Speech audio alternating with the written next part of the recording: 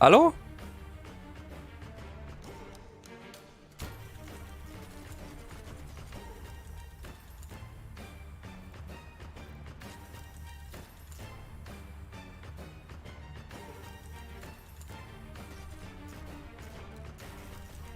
Hört ihr mich?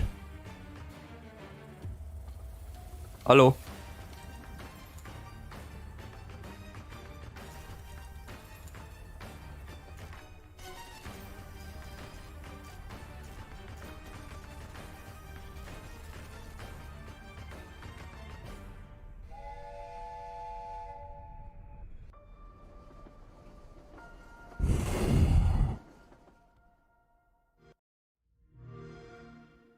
Irgendwas stimmt hier nicht.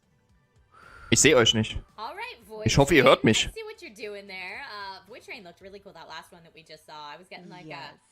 Outer Wilds meets abduction kind of vibe from that. Brianna, were there any of those trailers that particularly jumped out? Ich sehe euch leider nicht. Könnt ihr mal was reinschreiben? Der Chat hängt anscheinend. Ich muss mal aktualisieren. I'm very excited. I mean, Xbox came out of the gate swinging with this showcase. I am beyond excited to see what's next up.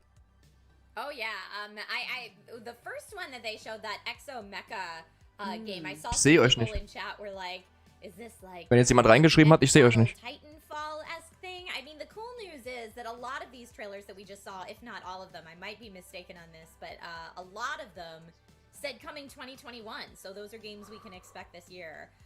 Like I said, I'm a big fan of indie games. I'm a big fan of the ID at Xbox program, which we'll get into a little bit later. Ich muss mal ganz kurz aktualisieren. Of the program work, but bringing all these indie games to light is what it's all about. So Omni, we got to see a trailer for, and I've gotten to play a very early build of that, and it is so Dragon King, Hallöchen, Henry, hallo, Dwanix, hallo. Buff Morder, hallo, Claudia, hallo. Seid gegrüßt, schön, dass ihr da seid. Tut mir leid, ich hab's voll verpasst. Ich hab's voll vergeigt, dass es schon 17 Uhr losgeht. Es war jetzt Zufall, dass ich da reingekommen bin. Ich hab überhaupt nicht dran gedacht. Ich hoffe, ich habe jetzt nicht allzu viel verpasst hier davon. And also, by the way, I do want to remind the Twitch chat at home, please sound off. What game did you see from that last trailer are you excited about? I would love to hear it, and you never know, your comment could end up right here on the big screen. Yes, I see Burnt Toast TJ, or Burnt Toast J in chat says, so great to see such wonderful support for indies. Yes. Hey, Kevin. Yes. So yeah, that was Exomecho. I believe Ascent was the name of the second one. Omni, The Wild at Heart, and... Boah, ich bin gar nicht in Stimmung gerade. Es kam viel zu plötzlich. Am besten, ich lass mal die Show quatschen. Es kam viel zu plötzlich. Ich bin auf 19 Uhr Zelda ausgegangen. Hab ganz vergessen, dass 17 Uhr die Show ist.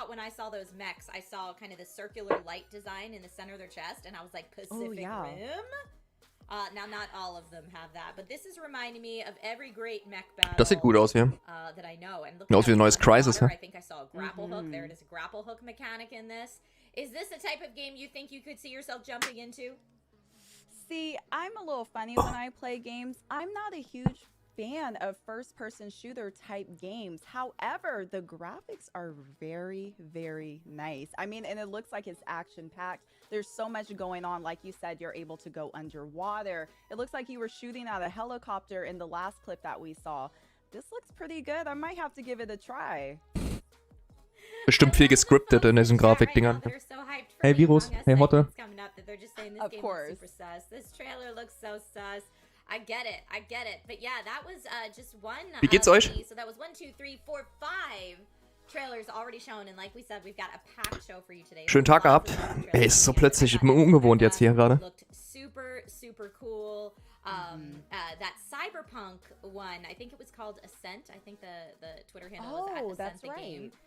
That cyberpunk one felt very like Shadowrun-esque to me in a good way. And I mean, I don't know about you, but I played through Cyberpunk 2077 and it didn't quite scratch the cyberpunk itch in the way that I was hoping for. So maybe this game totally could. Maybe Okay. we'll see. Wenn die schon sagen, dass Cyberpunk nicht so ganz so war, wie sie es vorgestellt haben, na dann, gute Nacht. Is Omni more the type of game you would traditionally stream? Yeah, Mir geht's I auch would gut. kinda look more towards Mir geht's auch gut. Omni. Like I was saying before, Wild of Heart is definitely something that captivated me and caught my eye as soon as I Hatte saw gerade eben it. noch Besuch So da. I am very excited, and I like that you said that about that cyberpunk feel because, you know, some people are kind of looking for something in that genre if cyberpunk didn't exactly do it for them. So I'm excited about these. Yeah, I see Mundane in chat says, Mundane Salad says Shadowrun is greater than Cyberpunk. You know what? You said it, not me. But I don't entirely disagree with you. Very spicy take on there today. Shadowrun soll besser als Cyberpunk sein. Folks, like I said, that was just a snippet of some of the fun that we have for you today. But let's bring in our first guest. So our first guest Tut mir leid, wie gesagt, für die Verspätung. Bin 19 Uhr Zelt aus. Ich habe diese Show völlig vergessen. Aber schön, dass ihr da seid. Bis gleich, Claudia. Könnt trotzdem eure Däumchen da lassen. Auch wenn ich sie nicht verdient habe.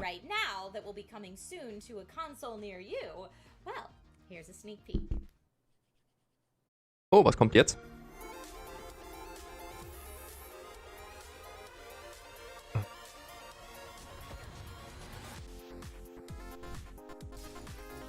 Okay.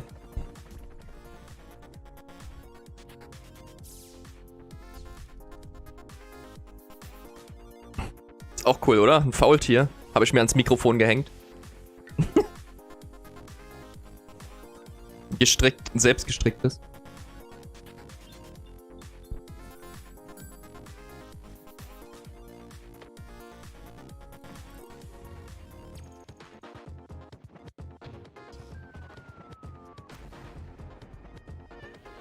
Stalker 2 sollen sie heute auch bringen.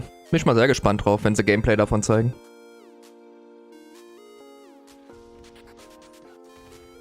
Miasa sei gegrüßt. Ja, nee, 19 Uhr.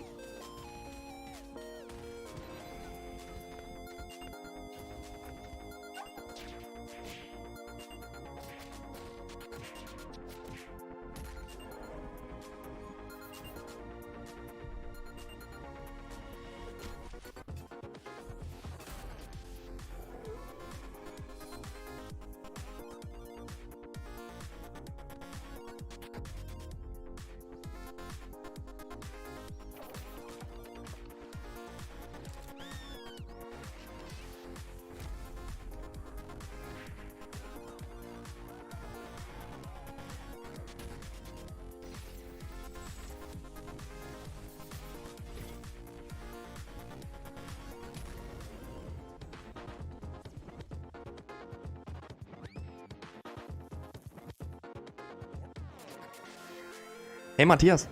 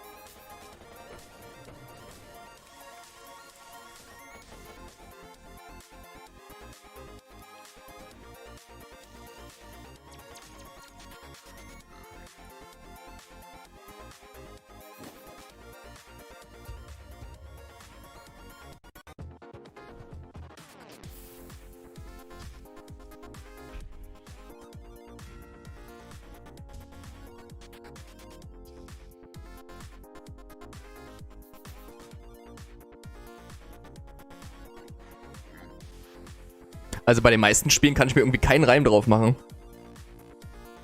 Der eine sah gerade aus wie ein Farmer, so mit Farmjob, Angeln und Kühe melken und so, und hat aber einen Büroanzug an.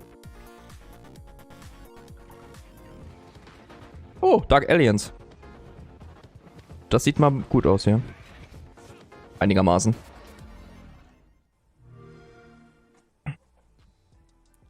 Hello, Chris. Thank you so much for joining us. How are you feeling today? Good, thanks. Yeah, thanks for having me. Of course, of course. Now, for everyone at home watching that aren't already familiar with the ID at Xbox program, can you explain a little bit about how that works?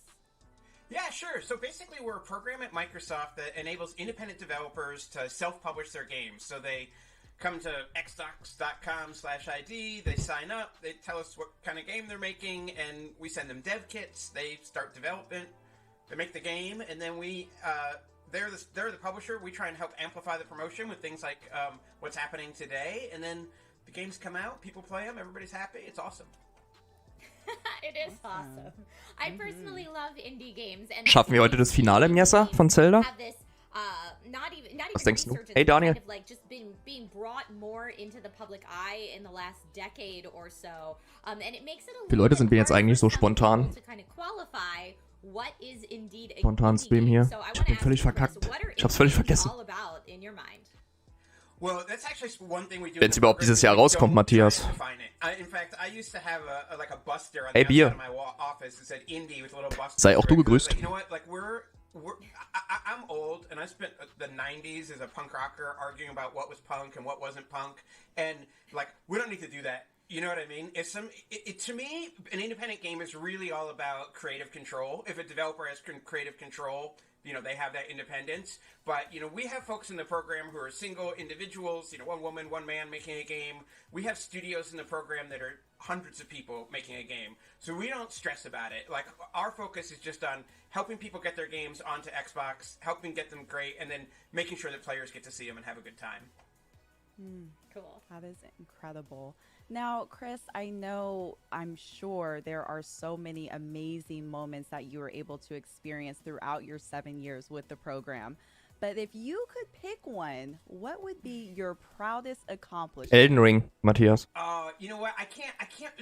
The thing that like really gets both me and the whole team on ID going is really like when we're able to help a developer like. A lot of times, especially a first game, like ship that first game, and that like always feels great. Or when we're able to work with developers from like all over the world, like we work with developers in more than 100 countries on every single continent. Ist Biomutant, ist das PlayStation exklusiv? A proud moment, but maybe my favorite moment was I think it was E3. I can't remember which year, and it was right when we unveiled like the full Cuphead trailer. And I had seen the trailer. I knew how good it was, and I'm on stage. I got the privilege of introducing the Moldenhauers, and the lights go on the Moldenhauers, and they go off me, and then the Studio MDHR logo comes up on what at the time was the largest 4K screen in existence.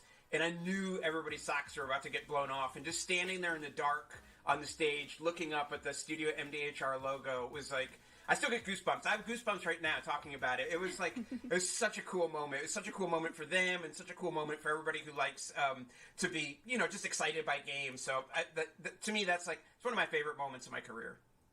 I remember that moment. I remember when Cuphead was first unveiled at E3 and everyone was like, what is this? Cuphead war geil. And it delivered. I mean, Ich hoffe, die zeigen jetzt hier was von dem nächsten Cuphead-Teil. So what excites you right now? Like, what's the most exciting thing about the indie game scene in 2021, in your opinion? Just the variety. Oder Hollow Knight. On that trailer and all through today, we're just going to see so much variety of games. And you know, it used to be that I think when people heard the word indie game, there was this thought of like, okay, this is side-scrolling pixel art. And there's still a lot of great side-scrolling pixel art games, but there's everything from first-person shooters to, you know, every genre under the sun, new genres nobody's ever thought of before. And to me, what's so exciting is these games come from everywhere. Right? I think there's a game, I don't want to give it away, maybe it's a review, but there's a game we're going to see in a little bit from two devs in the Philippines. It's really, really neat. Despelote, which was just in the trailer. An airport for aliens run by dogs where you like go around and interact with like clip art dogs that are rotating. Like those are all super cool. And then you have games that just come out of nowhere, not really out of nowhere, but like Shotgun Farmers, which is a game that launched on Xbox. Ist das hier schon die Hauptshow oder ist das hier noch die Pre-Show? Hey Jensemann. Sales charts on Xbox for like a couple weeks. It was like the #1 game on Xbox, and that is just so cool that the world today like enables that kind of thing to happen. So that's what I love. I just love the variety. I'm always amazed learning at some of the sizes of some of these development companies. Does it blow your mind what smaller indie teams are able to create and produce in comparison to AAA companies? Absolutely. I mean, we've seen like such great, I think we just call it like democratization of development with the rise of engines like Unreal and Unity and Game Maker. Ein paar schon. Erik, Hallöchen. Now enabled the focus. Aber nicht viele. Games is still incredibly amount of hard work to make, but the focus is on like how good my idea is, how good my story is. Like game developers are no longer gated by the technology as much Weil die as so they viel were quatschen, 10 Dragon and King. 15 years ago. So that's awesome to see, and it's also been awesome to see how things like Game Pass have enabled so many players to experience so many games. It's just really, really cool. Yeah, it is super cool, and I for one love being able to jump on Game Pass and try something completely new because it's worked into that program, and we will definitely see games today in the ID at Xbox program that are available on Game Pass, but not all of them that we'll show today are, I don't think. Isn't that correct, Chris? It's some of That's them. right. Yeah, it's a variety. You know, games like I'm trying to think, like off the top of my head, Genesis Noir shipped recently. That was a Game Pass game, but Shotgun Farmer is not a Game Pass game. You know, and there's a huge amount of variety that's in Game Pass, which is fantastic, and there's a huge amount of variety of games that are not in Game Pass. So it's just great. Like there's just a tons to play. Viel mehr wird's davon nicht geben, glaube ich. Really good. Matthias. Absolutely. Ist ja auch eine Indie-Game-Show. Indie games are headed next, so say in the next decade or two. Aber sollte Stalker 2 soll auch dabei sein, habe ich gehört. Zum Beispiel. The answer I'm gonna give is that I have no idea, but I mean that in the best possible way. You know, if you had asked me when we started ID if somebody was going to come up with a game where you shoot shotguns and when you miss the shot, a new shotgun grows out of the ground, I never would have guessed that. If you had asked me, is somebody going to make like a game that's hand animated 1930s animation, I never would have guessed that. And so what I love about indie games is they're always surprising us. They're always giving us something new. And so when I say I have no idea what we're going to see in 10 years, like that's what excites me. Like if I knew what was going to happen, I might not be as excited. So yeah, I think in the best possible way, I have no idea. That's really interesting you say that. I am kind of curious with these next generation consoles that have just released very recently. How has that transition been? Has it been kind of difficult or? No, not really. We've been seeding Xbox Series X and Xbox Series S's to our developers for a while, and we've been really PC Game Pro, Gamer Pro, danke für die 3 Euro. Supporting features like smart delivery, where you might have an Xbox One today and you buy the game, and then when you get your Xbox Das stimmt, Jensemann. Hollow Knight zum Beispiel, Cuphead war auch geil. A Plague Tale, ihr dürft nicht vergessen, A Plague Tale war auch ein Indie-Game, ne? Und Dankeschön, sehr lieb.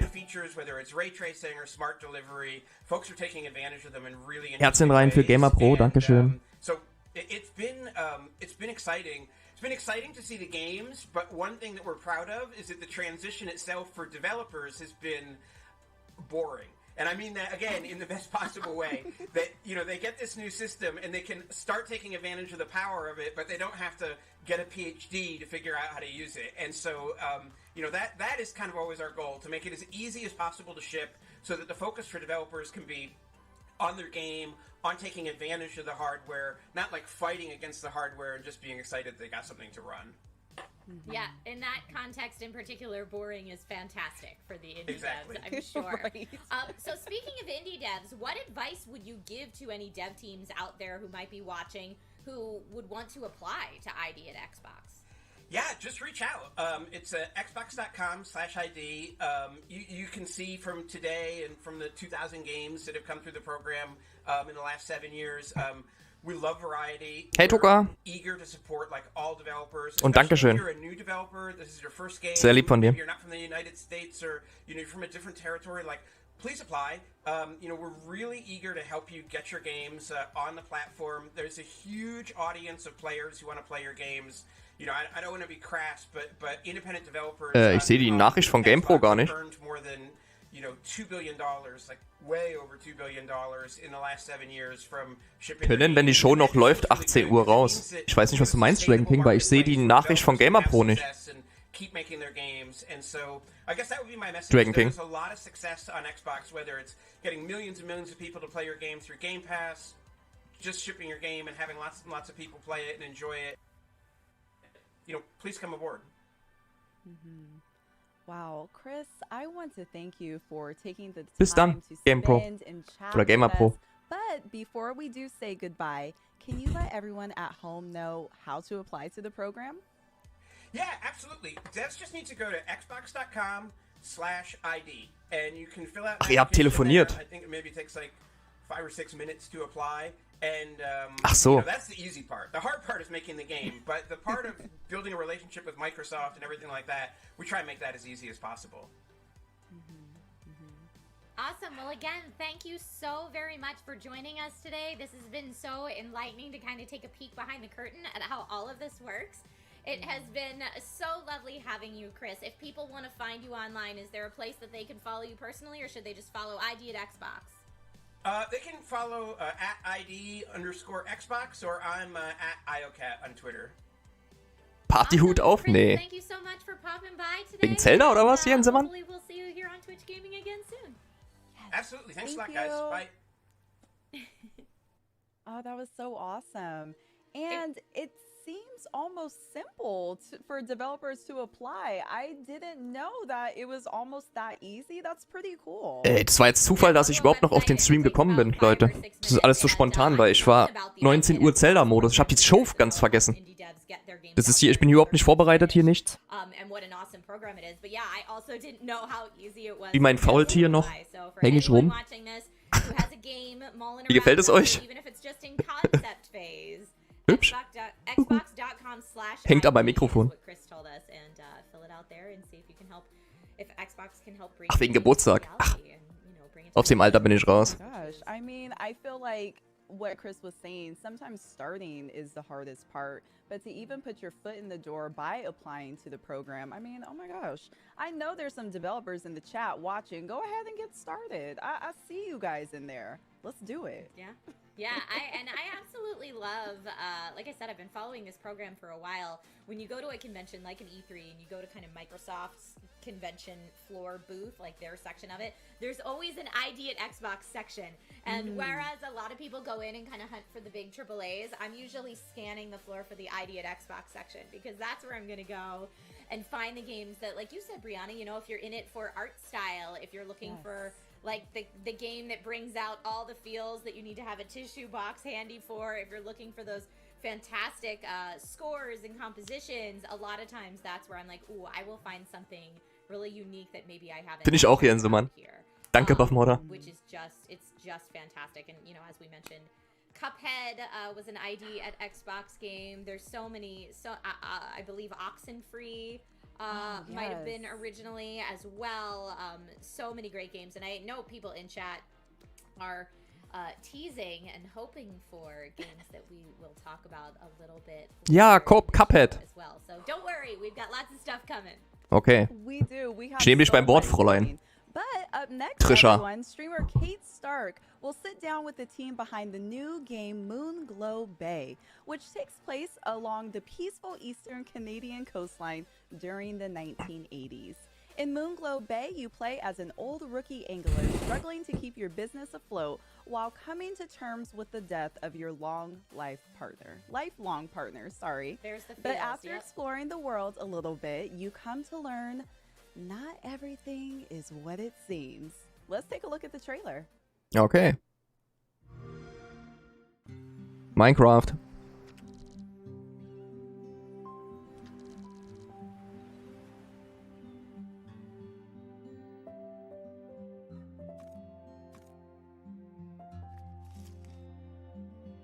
Well, Guppy, you did it. Your first catch. 40 years, and you still surprise me. I know this place seems strange. A fishing town afraid to fish. But that's why our new venture might just stay afloat.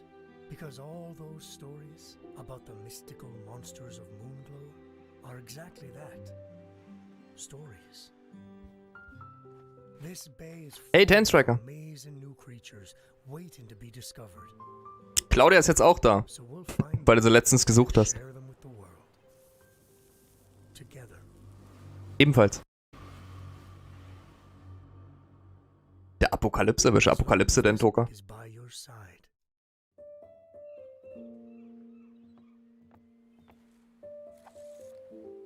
So am I.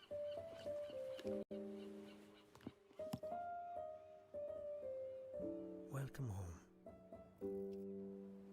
God of War 1 schon angeguckt bei mir? Werfen, oder? Direkt über dir. Hi, everyone. Thank you so much for joining us, Zach and Lou. Welcome to the show. Can you tell us a little bit about Moonglow Bay? Of course, Yeah. go ahead, Zach. Sure. So Moonglow is like it was said in East a fishing RPG slice of life set in the eastern coast of 1980s Canada, no fictional, Yeah. and And it's in a town that people are afraid to fish because of mysterious things. yeah, weird going sea on in the- creatures. yeah. Well, it starts out like a kind of scenario where the game is Teilen die sich einen regular, Stuhl, oder and was? you're like, oh, it's just normal fish. It gets weirder and weirder, and you're like, okay, what's actually going on yeah. here? People have these myths, and there's some truth to these myths, and so Yeah, it's a little spooky. And you get to fish and you get to cook and sell and make friends around the town and build the town out. So like while you're trying to explore the world, figure out what happened to your long lost partner, the town itself is going through their own struggles with their potential closing and inability to grow and survive. So Yeah. it's kind of like a in tandem Everyone growth, helping each other. helping each other. Yeah. Yeah. Sounds amazing. Now, without spoiling too much, what can you tell us about the town and what went into creating life in Moonglow Bay? Und ein Kopfhörer, ja. Oh, it does. So the town is having its centennial, so it's gonna be 100 years old and it's completely falling apart. It has no money, the town hall is closing, and you kind of like Ja. gotta help Well, it. you moved into the town 3 years prior with your partner, thinking like, okay, we're gonna retire here and we're gonna just open up a little fishing shack. Ja, genau.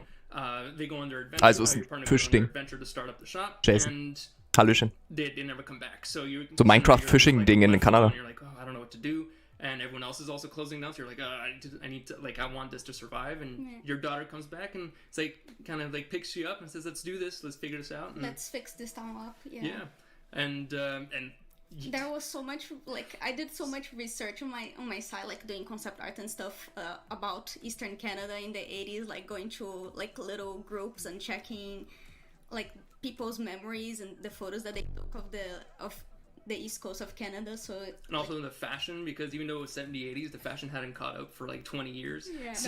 No, it definitely had not.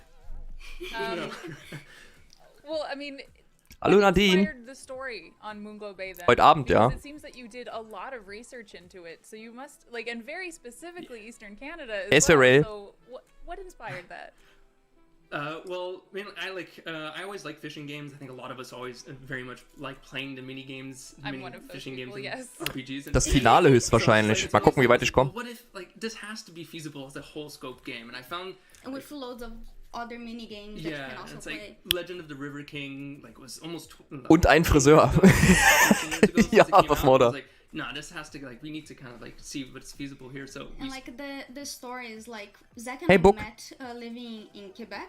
yeah, And like my family has history with fishing. Zach has as a kid, I helped run a little fishing shop selling fish by the lakeside, and it was kind of like, you know, there's this connection. We're like, this is actually really chill. We wanted to make a game. Geh mal that was ganz kurz very auf Toilette, relaxing. Leute. Ich bin in 10 And Sekunden, this 20 is the Sekunden wieder perfect da. Bis gleich. Ich beeile mich. Fishing is pretty chill. Sonst wird's And- ungünstig. Yeah, we just felt like it was the perfect environment to start off, and then we just from there started researching East Coast because we want to go into the ocean, get this vast space.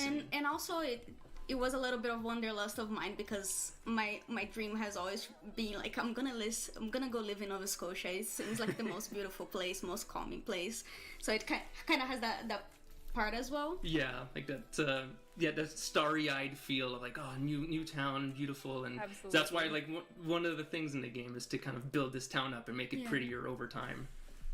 So there is also a little bit of mystery around the story and around the town. Are you able to tell us a little bit about that? Sure, yeah, like a little hint, which is basically like there's a lore that exists in the world itself. It's not like the fish aren't typical, and they start off typical, but as you get deeper, you get into different biomes. So like regular water is what you're seeing right now, but then like, it spreads into like these sulfur zones, these like heavy glacier zones, and you're like, how does this doesn't exist in oceans? How does this happen? And So it's kind of like the and mystery of that's also like part of the thing that is making people so afraid. Like people go fishing and they don't come back. And they just, it's completely so bewildering. Everything is kind of fueled by myths in the town because nobody has the courage to actually go fish and find out if the myths are true or not. So you kind of like everyone just gossips to each other. Yeah, so you can go talk around. You're gonna fill up a journal to see what these myths that people have accumulated are, and then you can go and like see what truth there is to this, and something like there's always gonna be like, okay, go to this location, you're gonna find this weird fish that's gonna like nibble at your ankles. You're like, wait, what? And so it's like stuff like that for the player to find out. So more specifically on that, how do the game mechanics work? What can players expect when playing Moonglow Bay for the first time? Yeah, so it's a core loop of going out fishing and then coming back and cooking whatever you've caught in your home, and then you sell it at your vending machine. Yeah, it's a less intense mechanic itself. Yeah. The cooking is like a bunch of fun mini games. Like Cooking Mama style kind of stuff. Yeah, and the fishing is like you have several different kinds of fishing. You can rod fishing is the one that goes. Wie lange war das jetzt? It has like different levels of difficulty based on the fish and equipment, and then there is trap fishing, there is ice fishing, net fishing, and line fishing, which is like a little bit more musical. So like you choose the style that you wanna fish with and tricks to capture this 100+. Yeah, and there's like Minute 16. Hi Jensemann. So you're gonna have to kind of go around. Du bist auch ein Blockwart.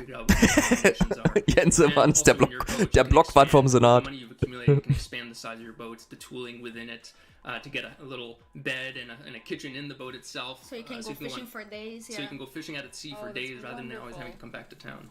Yeah. I love the sound of that. Now, I know a question that a lot of our audience is going to be wondering and asking, and I am myself, can you pet the dog? Because I noticed there's a dog. Yes. Can you pet the dog? You can pet the dog is going to follow you. He follows you around. It's your little companion. His name is Waffles. Yeah. He's adorable. Waffles! Yes. Oh, I'm in love with this game already. This is my new comfort game for sure. Lou, you were mentioning the art style. What inspired and Minecraft. influenced the art style for this game? Minecraft. So Zach and I, like, ever since we met, we did a bunch of like little mock-ups and stuff, trying to figure out like what game do we want to make. And it started from the principle that Zach does voxel art, and also like I wanted to bring something really relaxing. So one of the things that it doesn't look like it because it's all squared and it's like has a specific palette and stuff. But one thing that inspires me a lot on their direction is like Ponyo from Studio Ghibli, the movie. Yes. Yeah, so it's kind of like as well as Animal Crossing, like in the old Harvest Moons from the GBA. So Den Grafikstyle haben sie von Minecraft.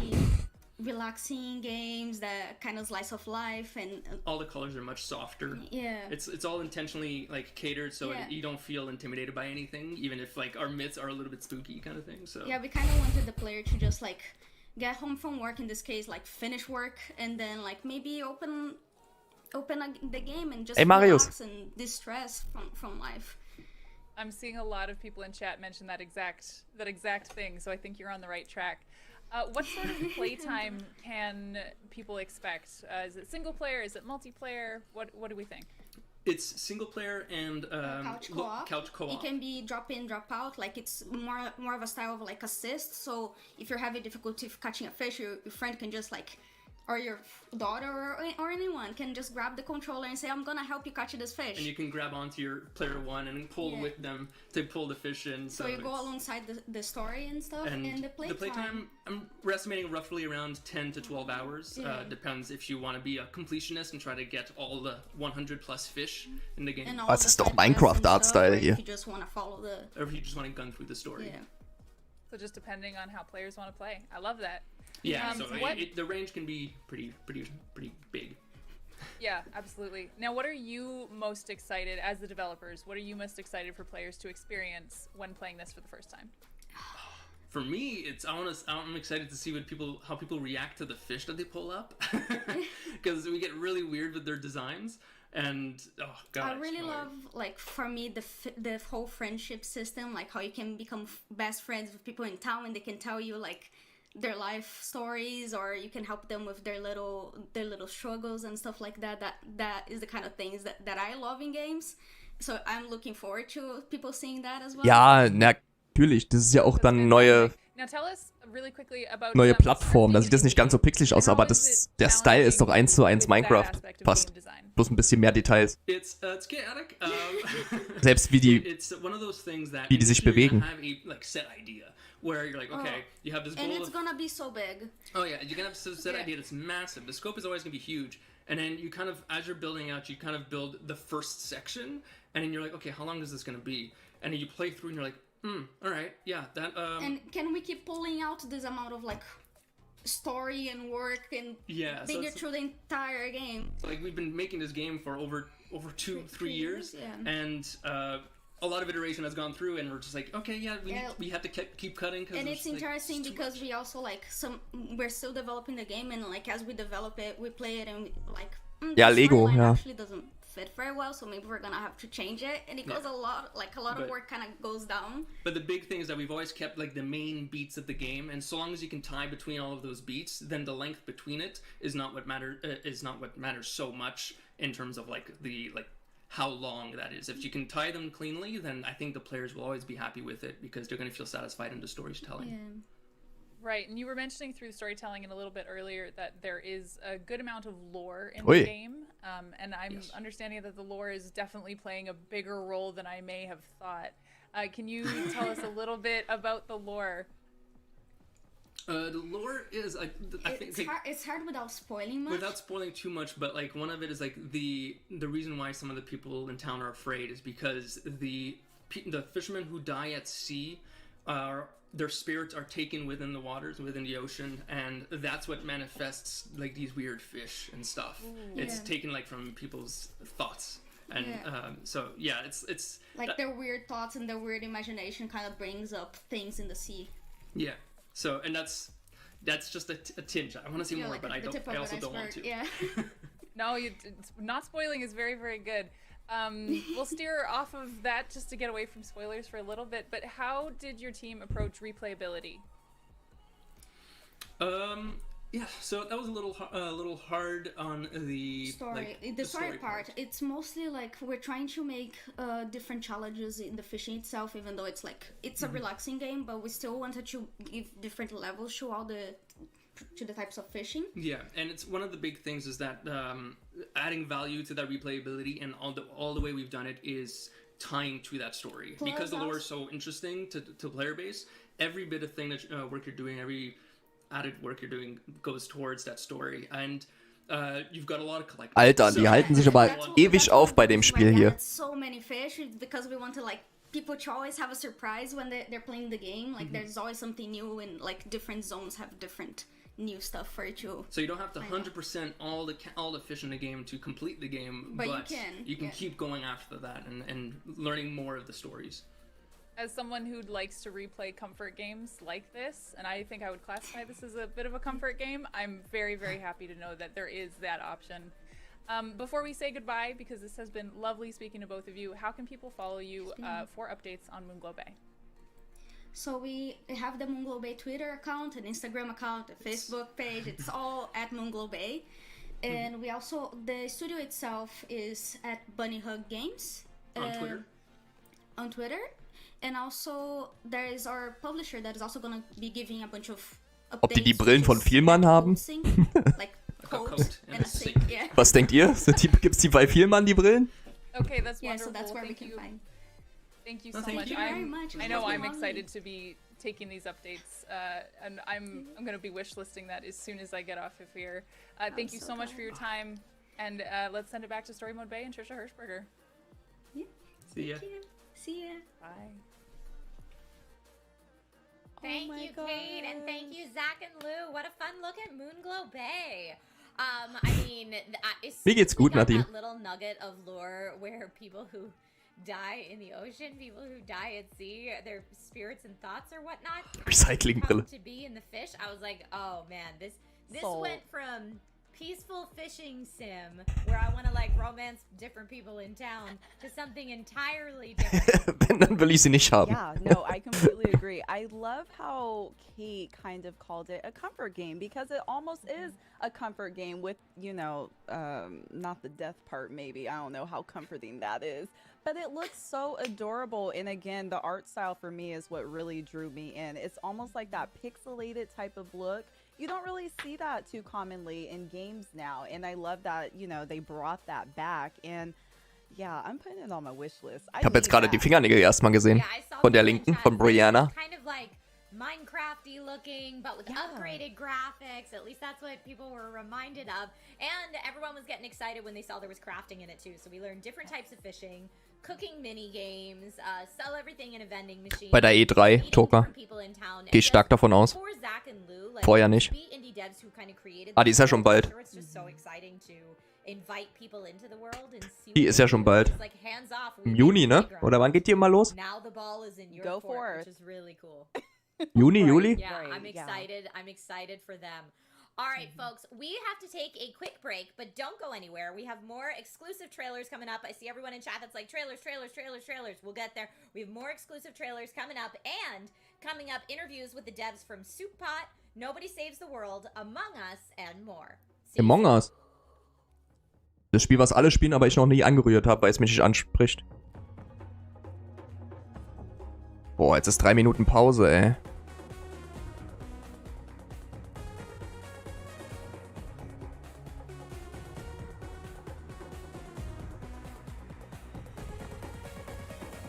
Also dieses Jahr wird die E3 noch virtuell stattfinden, also hier mit online.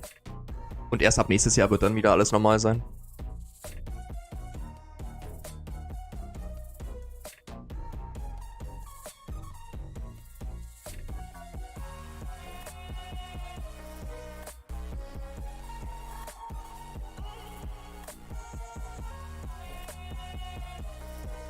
Jetzt brauche ich keine mehr.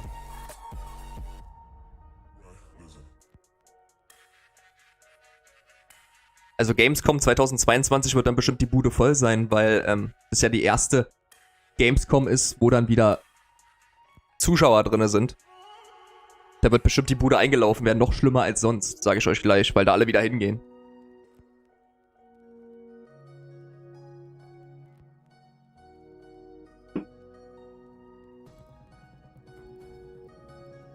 Ja, das stimmt.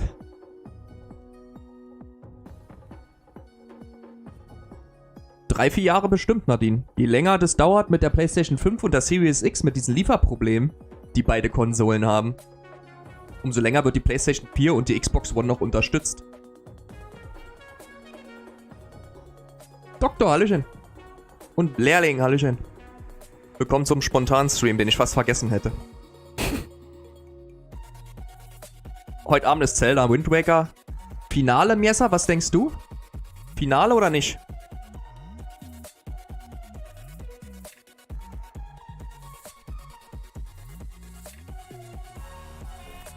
Also die haben wohl schon bestätigt, dass in dieser Show Stalker 2 gezeigt werden soll. Gameplay zu Stalker 2. Und ich hoffe noch auf Cuphead.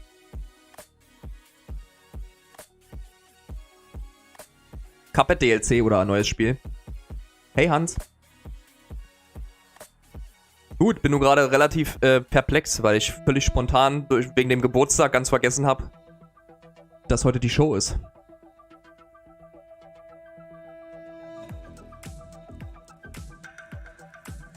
Ich habe 7 Minuten nach Showbeginn eingeschaltet. Ja, die Splitter suchen und dann die Story zu Ende, Miesa. Splitter suchen und Story zu Ende. Morgen ist Horror-Samstag, Nadine. Ach so, Leute, wie heißt denn das?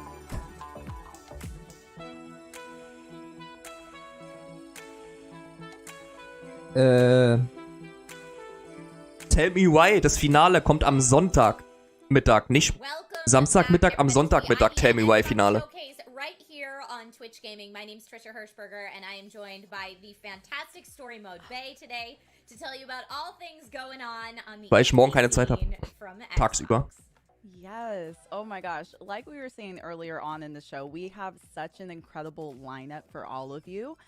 Coming up soon, Blind Gamer Steve will sit down with the team behind Soup Pot, and later on we'll be talking to Victoria from Among Us. I know everyone in the chat is waiting for that interview. Na, erstmal das zu Ende, Miesa, und danach noch das, was man noch optional noch so machen kann. But first, we have more exciting game trailer reveals for you. From drifting across gorgeous rally racing landscapes to surviving the cold and desolate wilderness, our next announcements are coming to the Xbox platform soon. Let's take a look.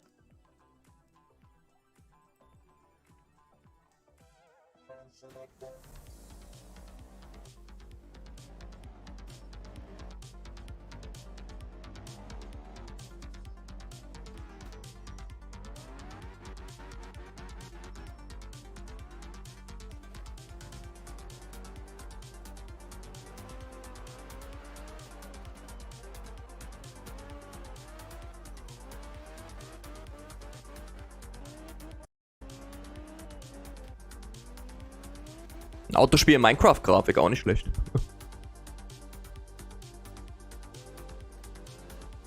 Die kannst du bei mir nachgucken, Jason. Ja, genau, Toka. Nee, Retro-Sonntag fällt nicht aus. Es ist nur tagsüber Tell Me Why und abends dann Retro-Sonntag, Nadine. 12 Uhr Tell Me Why Finale und 19 Uhr dann Alone in the Dark.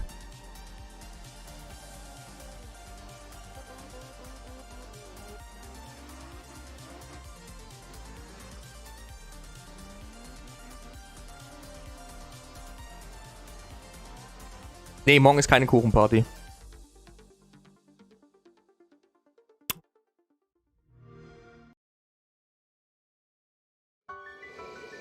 Bis später, Doktor. Nachher ist Zelda 19 Uhr, ja. Doktor. Ui.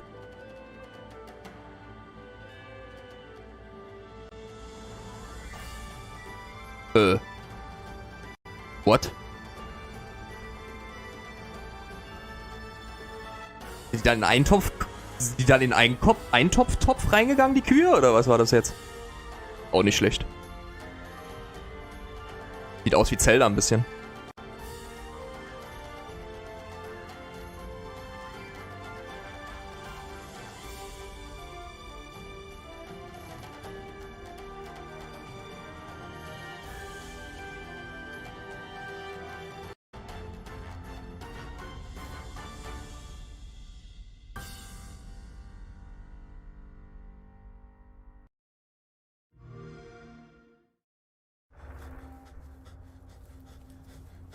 Survival Game.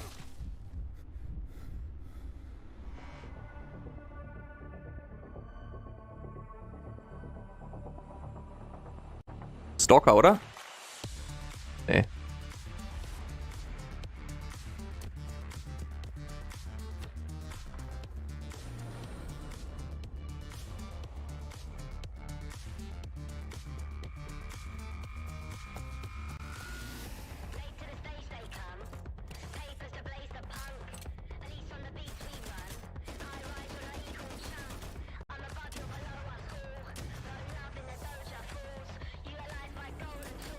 Oder? Nee.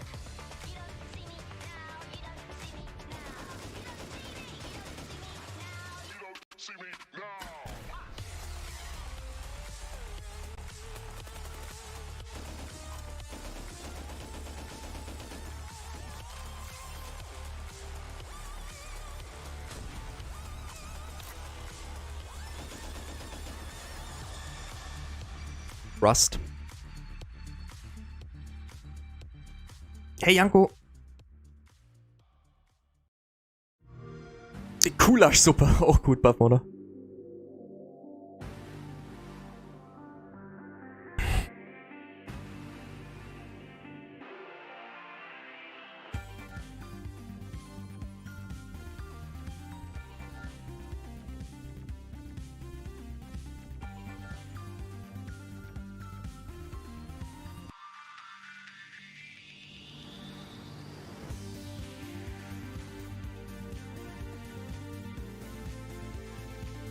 Sieht aus wie Blasphemous. Kennt ihr das? Das wollte ich auch nochmal streamen. Blasphemous. So ein 2D Souls-like Spiel.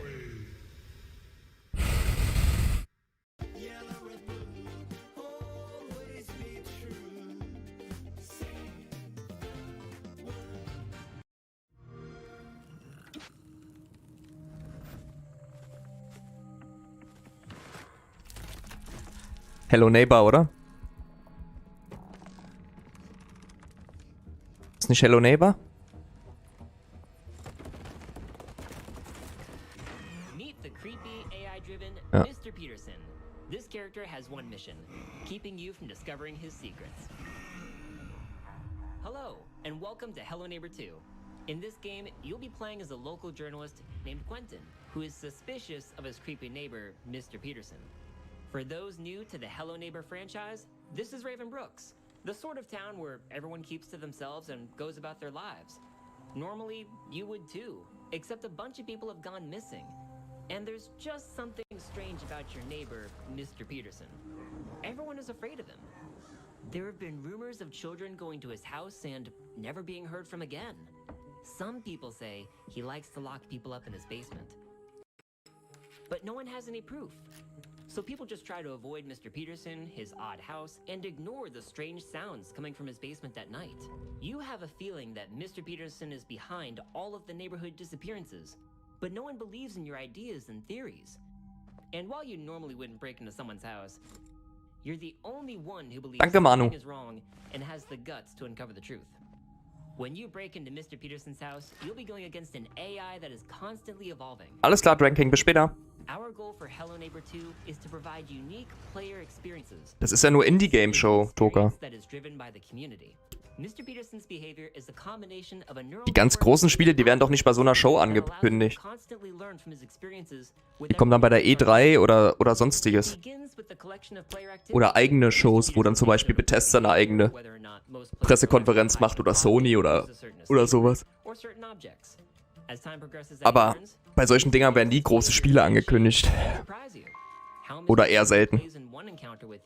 Might be different from the next, all due to his encounters with the game's community as a whole.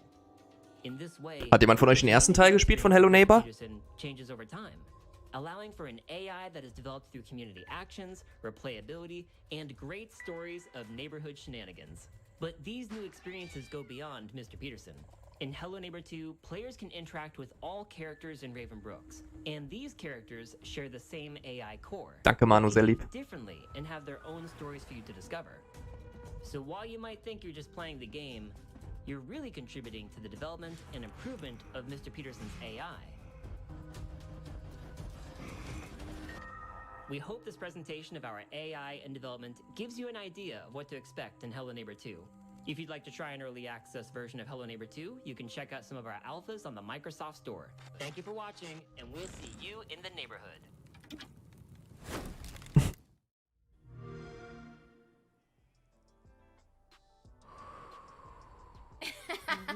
Here we go. Oh, are you a Hello my Neighbor gosh. fan, Brianna? So I played the first one and I was kind of petrified. Like, he was finding me from every little corner. I remember trying to hide in the rooms and he was right there waiting for me. So the fact that they're making a second one and he's even smarter than the first game, I'm nervous. I'm very nervous.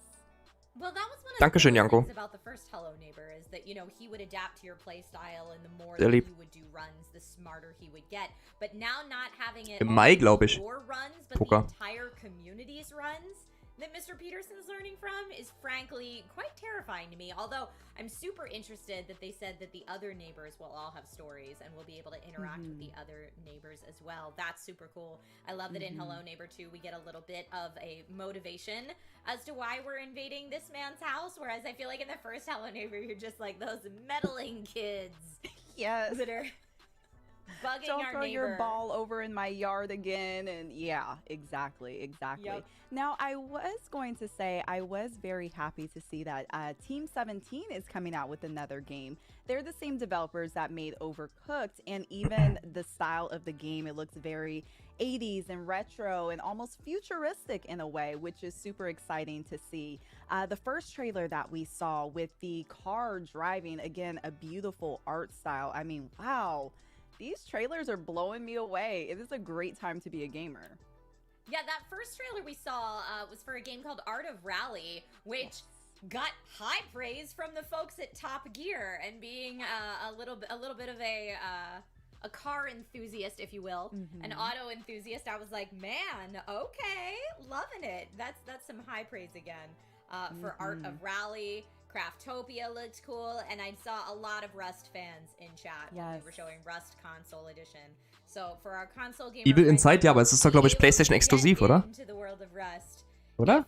if that's your jam. I've dabbled a little bit in Rust myself, although I dabbled on a friendly server, so I know it could be a lot more intense if I was in a more survival-based server where everybody's out to get everybody else. But yeah, console friends, welcome. Here we go. To Rust. But all right, so that was just some more trailers for everybody to check out. I know chat is all about those trailers.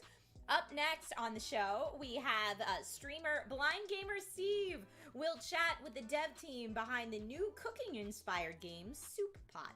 In Soup Pot, you'll be able to make food with a wide range of locally sourced or supermarket ingredients in traditional kitchens.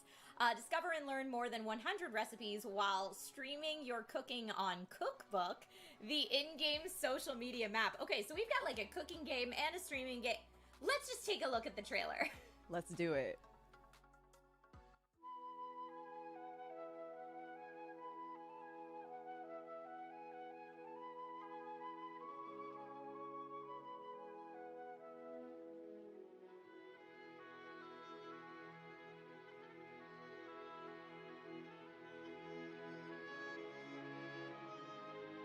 Der Kochsimulator hier. Das wäre da was für mich.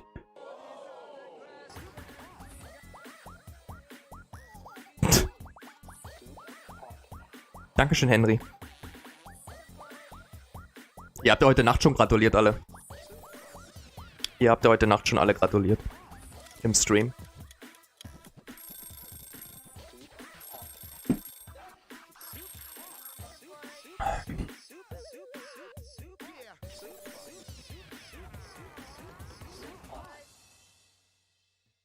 Danke, Book.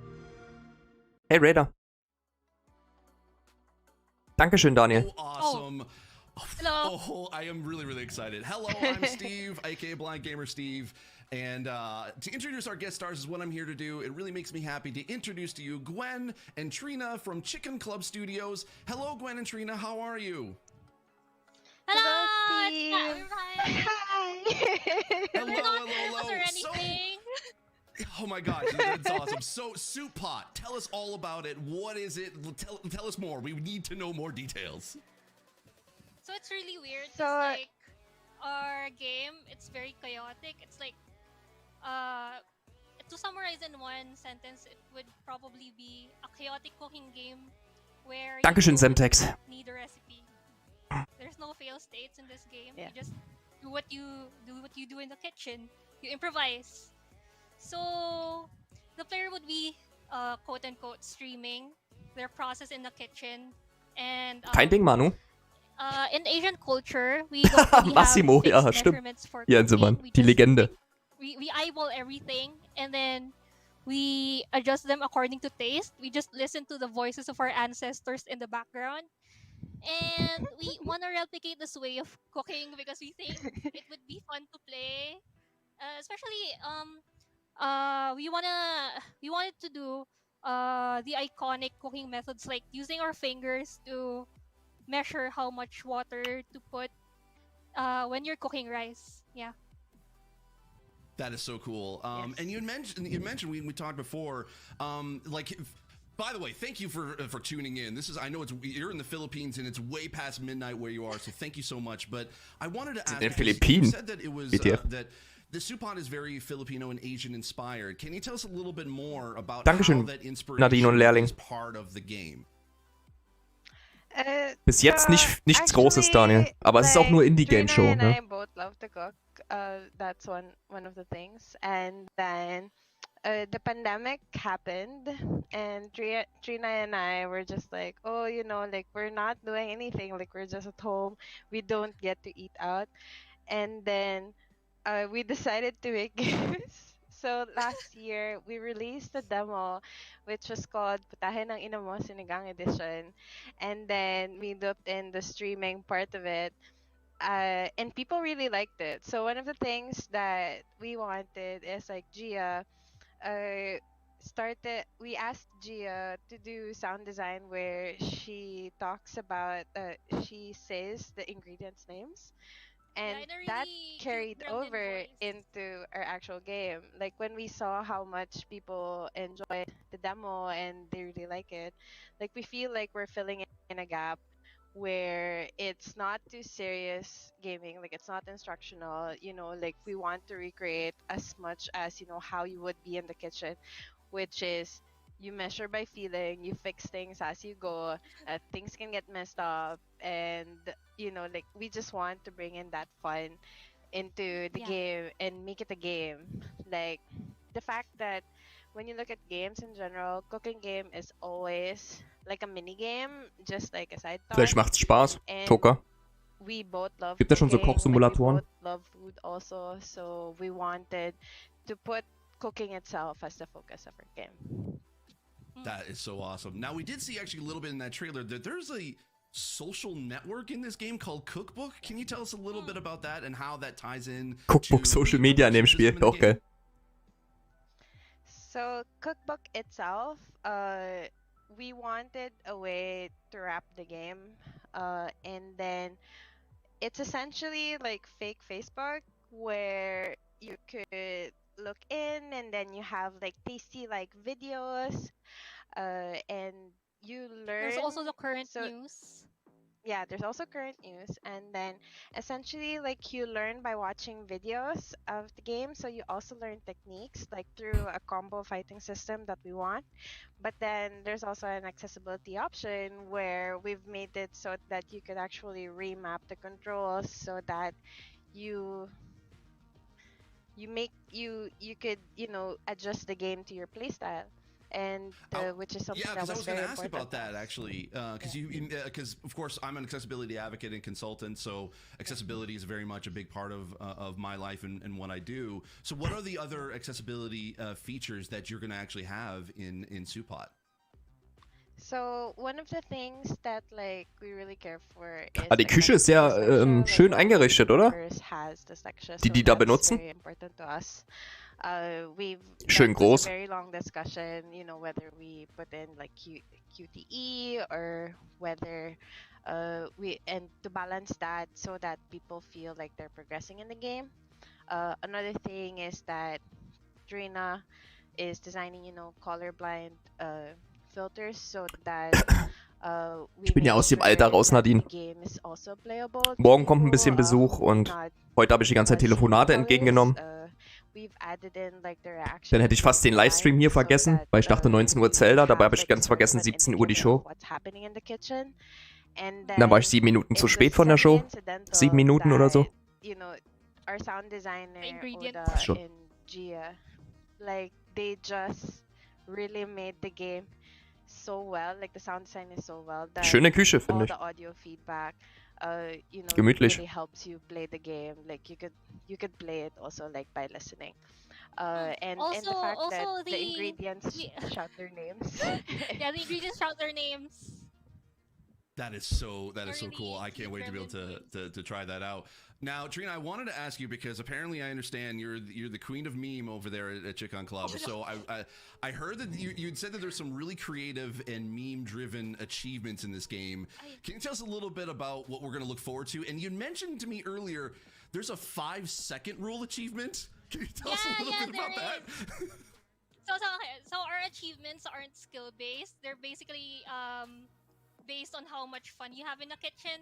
So we have this thing where if you drop an ingredient on the floor and you decide to pick it back up and put it on the pot, the game will record that and mark that as an achievement for the 5-second rule because you're still using the ingredient that fell on the floor.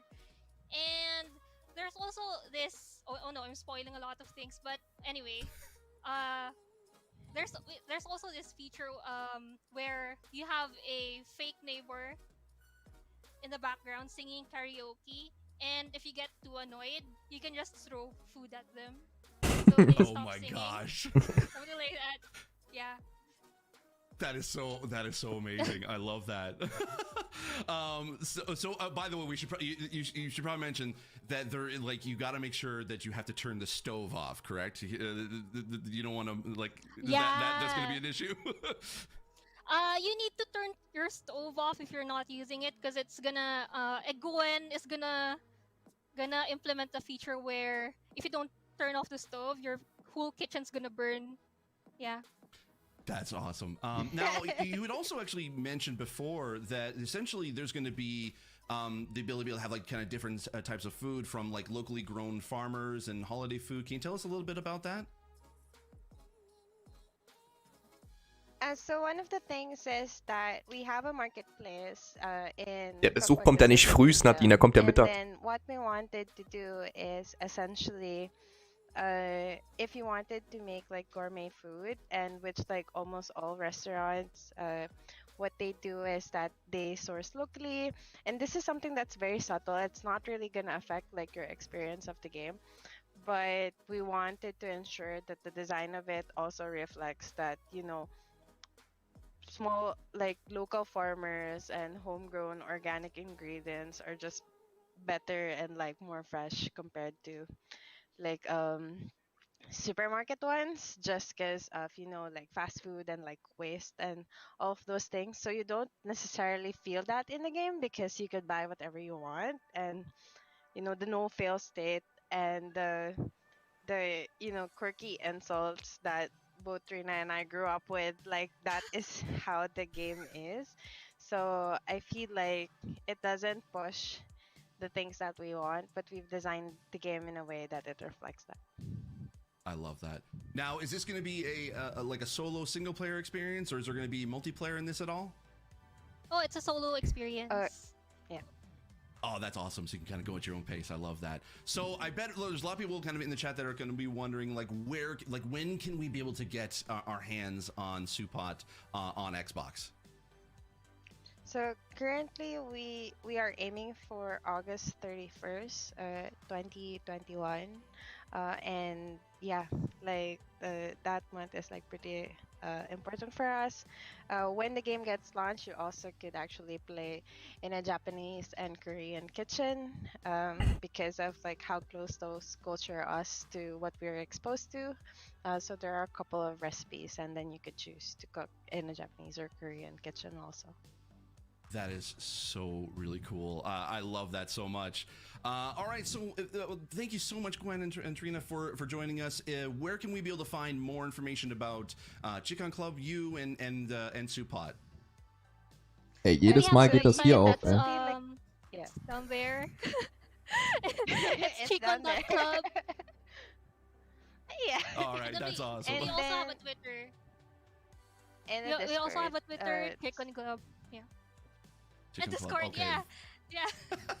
Oh, there's a Discord too. Yeah. Just look them up on Twitter, look them up online. Support will be coming very soon to Xbox. Thanks once again, and I'm going to send it back to Story Mode Bay and Trisha. Thank you so much. Thank you. Oh my gosh, that was so Die quatschen mir jetzt so viel in der Show, ehrlich. Das ist echt grausam. Okay, Brianna, are you a good cook in real life?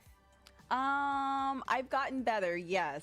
When I first started cooking, no, not really. But it's almost like trial and error. I love what they were saying earlier about how, you know, in their culture, there's no sense of really following recipes. It's just you let the ancestors guide you, and they'll tell you how much you need to add. That's the kind of cook I am.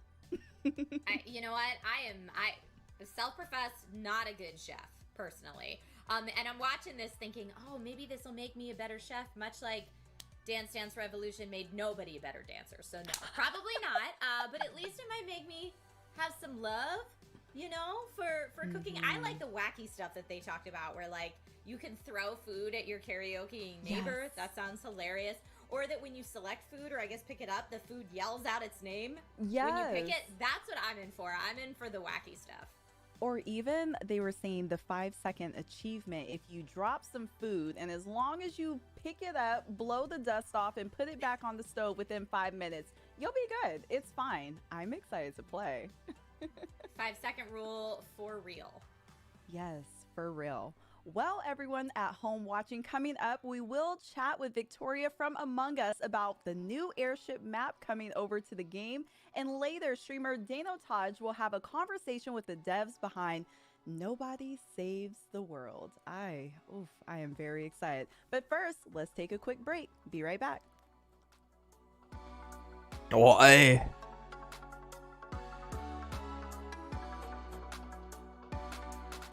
Schade, ey. Die ganzen Pausen, die noch dazu rechnet, hätten sie locker hier. Naja.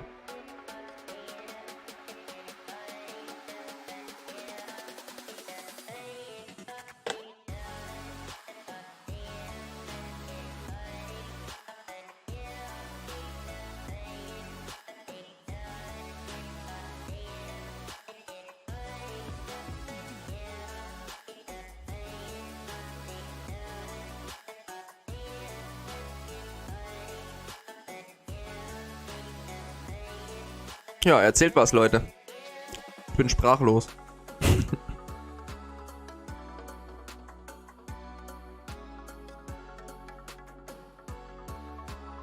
Ist immer der gleiche. Hier ist er.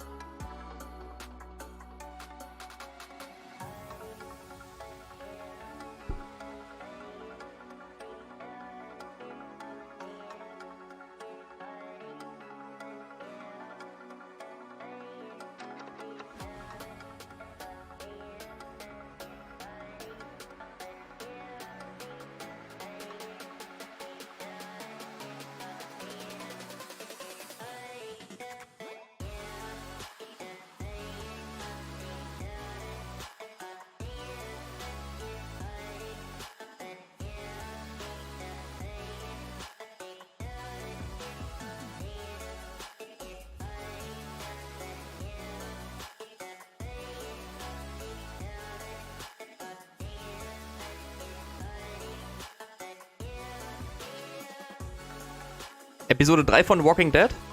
Wie gefällt's dir bis jetzt? Gut?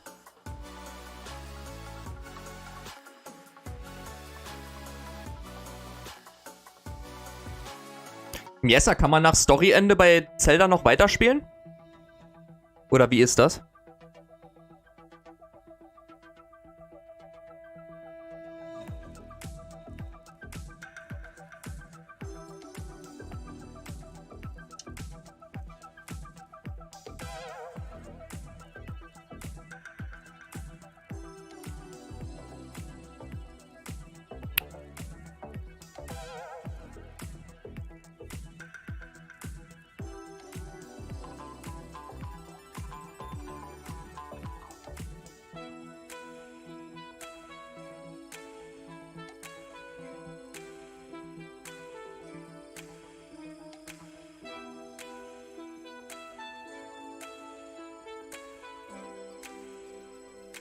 Macht es, Manu. Hello everybody, and welcome back to the ID at Xbox showcase right here on Twitch Gaming. My name is Trisha Hirschberger, and I am here today with Brianna, aka Story Mode Bay, and we're kind of like your tour guides through this event today, leading you to all the different sections of things that you will want to see. But we do have a lot of great stuff coming up. We absolutely Das stimmt, Jensen. Next up, everyone, we'll be hearing from the creative team behind Nobody Saves the World, and they will be interviewed from none other than Dano Taj. But before we get to that interview, we have more gameplay trailers to reveal. From the Battle of Normandy to Alles klar. drama medieval combat, this next Wird man batch of vorgewarnt, games Jessa? Ja, ne? something for everyone. Let's take a look. Medieval Combat, warte mal. Okay, danke schön, hat sich erledigt. Für mich.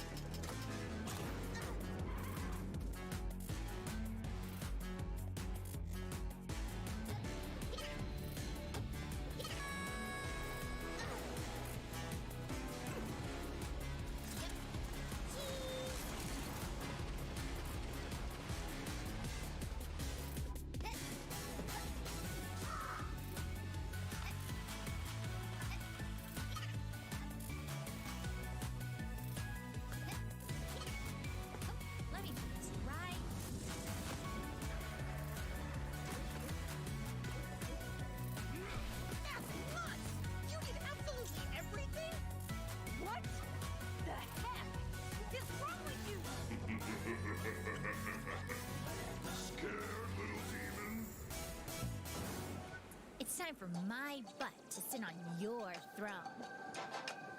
Aha.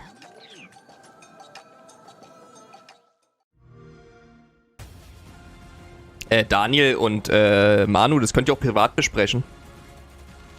Das sind ja ganz schöne Züge bei euch an. Oh. Ist es das dieses Medal of Honor Ding?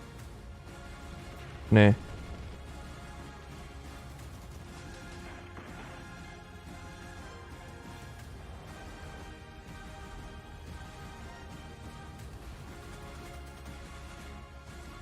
Oh, man kann auch auf deutscher Seite spielen.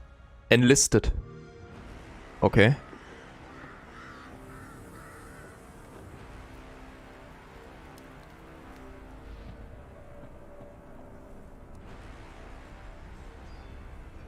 Was ist das? Chivalry 2?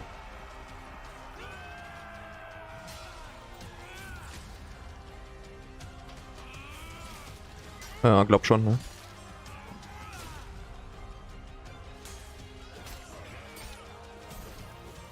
Kampfsystem wie bei Kingdom Come.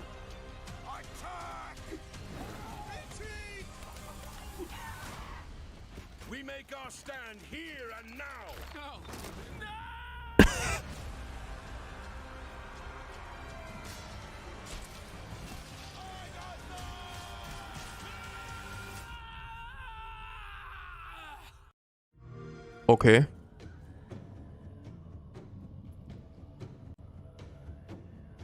Ui, ein Wikinger-Spiel. Sidescroller 2D.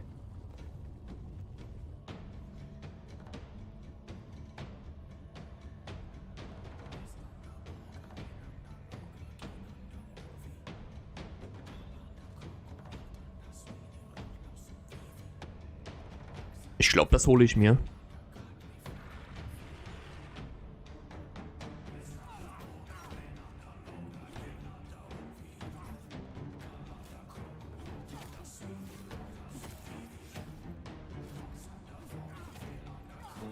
Oder? Was meint ihr?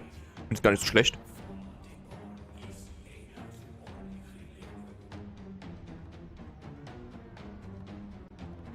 Silvercoin, hi.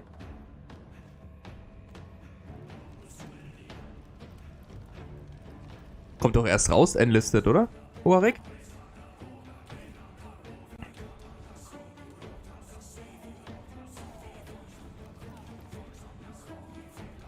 Ich glaube, das hole ich mir hier. Irgendwie spricht mich das total an. Song of Iron. 2021 steht da wieder nur. Die interessanten Dinger steht wieder kein Release-Datum so richtig. Aber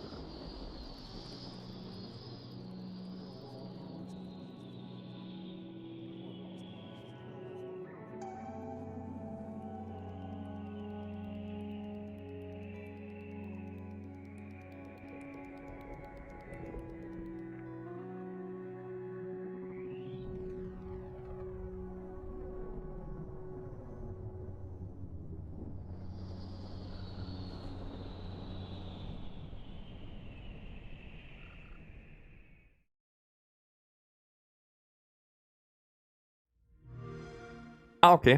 Oarek. Also von dem letzten Spiel, das habe ich jetzt nicht verstanden, aber dieses Song of Iron, das sieht interessant aus. If you need to just zen out. I saw Blank Arcadian in chat when we were watching the trailer for King of Iron said Assassin's Creed of Persia, and I just thought that was hilarious. But you're mentioning things that I love, Blank Arcadian. So King of Iron might be right up there as well. Brianna, did you have any of those trailers that jumped out at you that you were like, yes, I gotta play that? Yeah, that first one, Demon Turf, I think it was called, definitely caught my eye. It's kind of like a 3D platformer, but what I liked about it is they kind of experimented with that 2D style a little bit as well. So yeah, I'm excited about this. Also, what I'm equally as excited about is our very next interview coming up. Up now, streamer Dano Taj is going to connect with the devs behind Nobody Saves the World. From the developers of Guacamelee, oh, I love that name, comes Nobody Saves the World, which is a twist on an action RPG in which you play many different character forms, each with their own unique gameplay mechanics. You get to explore a vast overworld, clearing generated dungeons in an effort to beat back the calamity and save the world. Let's check out the trailer.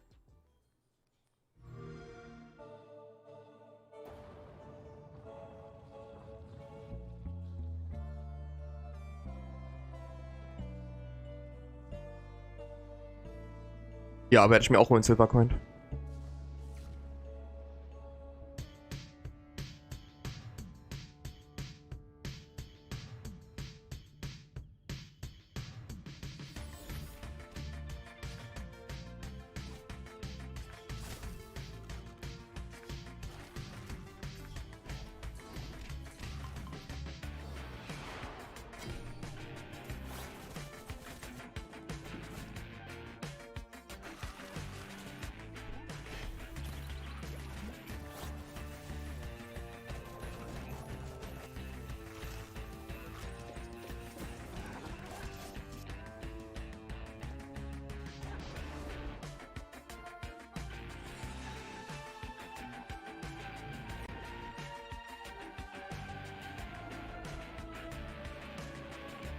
Coming soon, ich.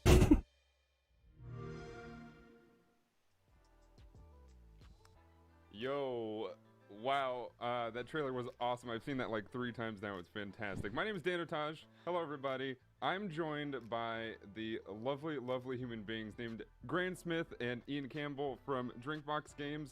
The lovely people that brought you Guacamelee. Drinkbox Studios. 2 now bring you Nobody Saves the World. Hi, guys. Hey, how you doing? I'm doing fantastic. That, like, I'm not joking. That trailer gets me amped every single time. I've seen it like 4 times now, and it's fantastic. The music's a bop. The game looks fantastic. Let's talk about it. There's so many things to get into. We don't have a ton of time. Let's dive right into it. What do you guys want to start with? We got all kinds of things. Well, we can explain a little bit about the gameplay, how it works, and what Sehr leise.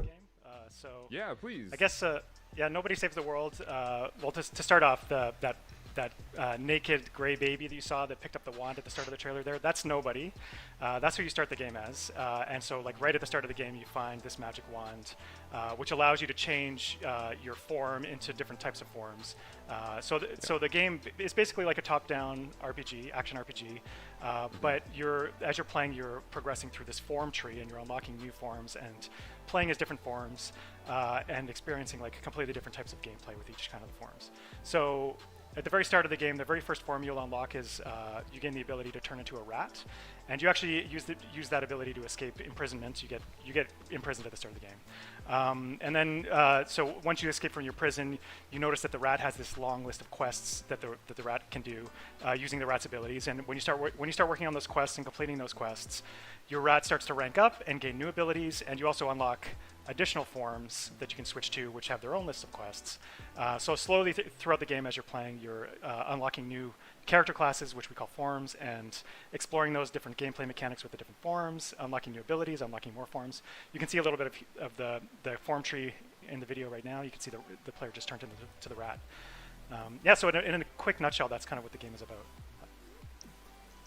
So the forums, it sounds like it's good for you showing exploratory stuff and being able to kind of puzzle solve a little bit.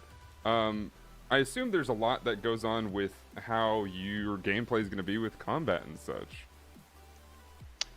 Yeah, absolutely. Like, every form has their own play styles and their own moves. Like, some are about like applying status effects to enemies and taking advantage of that. Some are like real heavy hitters, but they need like long windups and they need an element of like timing to them. some can fly, some can swim. There's like lots of combat and traversal mechanics. As you get further into the game, you can mix and match the abilities between the forms. So, then you have like a rat that can shoot arrows like a ranger, or a horse that's, like biting things and poison like a rat, whatever. So the possibilities are nearly endless, you could say. Yeah, we talked about it a little bit before. Hades ist mehr Diablo, ne? It sounds like Pass of Exile, ja? Und das hier sieht mir mehr aus wie hier plug and play, get to pick different forms and kind of play with them. Is there Isaac, like how complicated? Binding of Isaac, so sieht es mehr aus, finde ich. It gets pretty complicated. Like to start with, when you unlock a new form, the forms quests are all kind of like training you how to use that forms. Ja, da hat sich gerade aufgehängt. Moment, Running. New mechanics that are presented with each form. So it'll be like getting you to use your basic abilities. But then once you've kind of started to get the hang of a form, we start giving new quests that you can't do with the base abilities of the form. You actually have to mix and match, pull in abilities from other classes. So, like for example, if you're playing as the rat doesn't have any ranged abilities, but the rat might get a quest to, use ranged abilities to kill enemies. So then you have some flexibility on how you want to do that. That's a pretty easy quest to do because there's lots of options for something like that. But they do start to get more specific, and some of them are more difficult to figure out. Like, exactly how am I going to do this? And different customizations. It gives the player some room for creativity in trying to complete the quests that they're presented with. Yeah, that's awesome. I mean, that was probably the thing I was most excited for when sort of hearing about this. Was it looks very much like, well, it looks like my gym, I'm going to be honest, and it looks like it's a lot of chat's jam as well. So I think we're all pretty excited about that. But that sort of freedom to play within your rules as the developers, but also be able to kind of do things on our own and get pretty creative and play with like the tools that you brought up. I think that's pretty awesome. Not to mention, I mean, just simply like Geopart says, the art style of this game looks amazing, and I couldn't agree more. There's just so much stylistic virtue to it, and it seems like it's you're taking a lot of inspiration from your past works, like Guacamelee. Can we talk about like what are sort of the things that maybe you learned in the past that you brought to something like Nobody Saves the World? Actually, I mean, talking with the artists through the development process, of course, like one of the goals is to try and break a bit free from what we had done previously. I guess in terms of, say, like Severed and Guacamelee have a very like angular vectorized art style, but this is more like hand drawn and like lots of lines and strokes and stuff. And we also wanted it to be kind of charming, but like off-putting. Like Also die Show ist echt langweilig, finde ich auch. Or like Garbage Pail Kids. Siehst du da Brüller, auch wenn es nur Indie-Spiele sind. Aber selbst die sind hier, die sprechen mich irgendwie alle nicht an, so. Ich weiß auch nicht. Sure. Außer das Song of Iron, das war ganz cool. Grunge going on and like you said, that hand-drawn art style is pretty. Vielleicht kommt ja noch irgendwas. Zum Schluss der Show kommt ja immer meistens dann, wie gestern. That's awesome. Yeah, absolutely. So I've seen some mentions, and something that I sort of came up just kind of watching it for the first time was a lot of thoughts of like it being a roguelite, but I wanted to drive home that it isn't a roguelite. It's very much an action RPG, but you guys have something very special, which is, I mean, do you guys want to talk about your dungeons a little bit?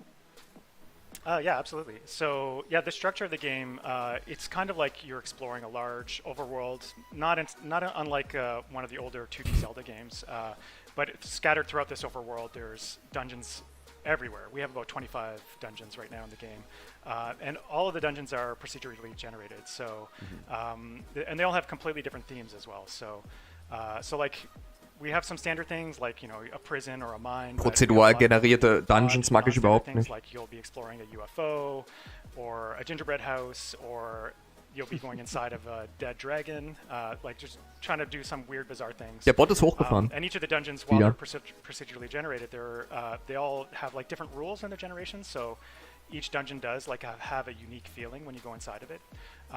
But if you do die inside of a dungeon, because the dungeons are going to get increasingly difficult. If you do die, you're kicked back out front, and it gives you a chance to try and create a new build to go back in again and try and be more successful with another attempt.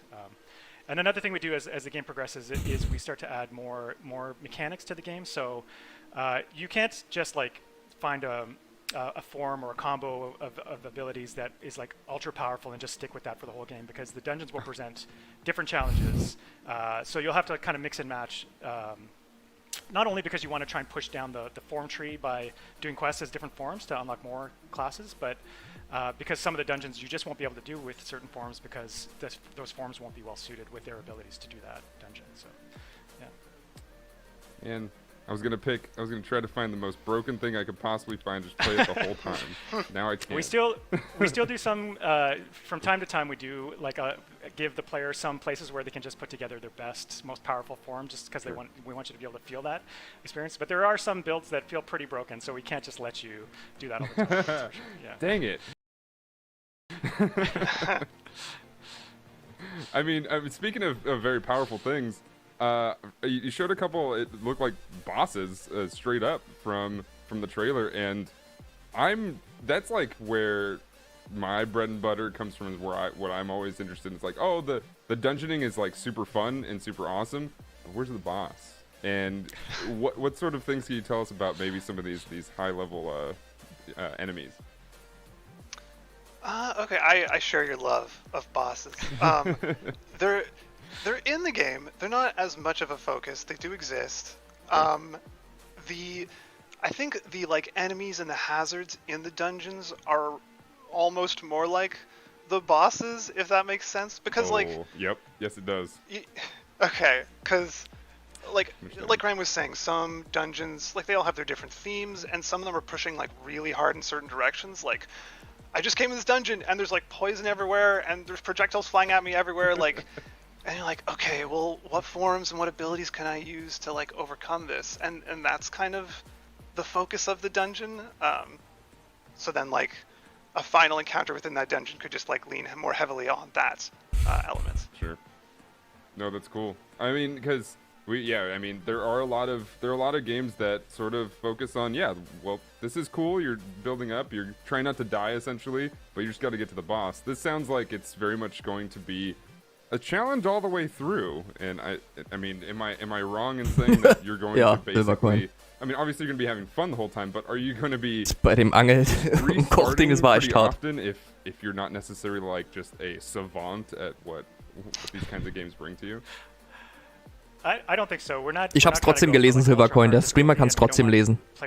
Auch wenn der Bot eingesprungen ist. Weil du einen Punkt gemacht hast und dann kein Leerzeichen. Denkt der Bot ist ein Link. There are a few key dungeons that you'll have to do throughout the course of the game that are more difficult, and those are the ones that I was mentioning where we kind of like allow the player more flexibility in what their build is going to be going into those dungeons, because we want them to feel like they're creating like really powerful builds.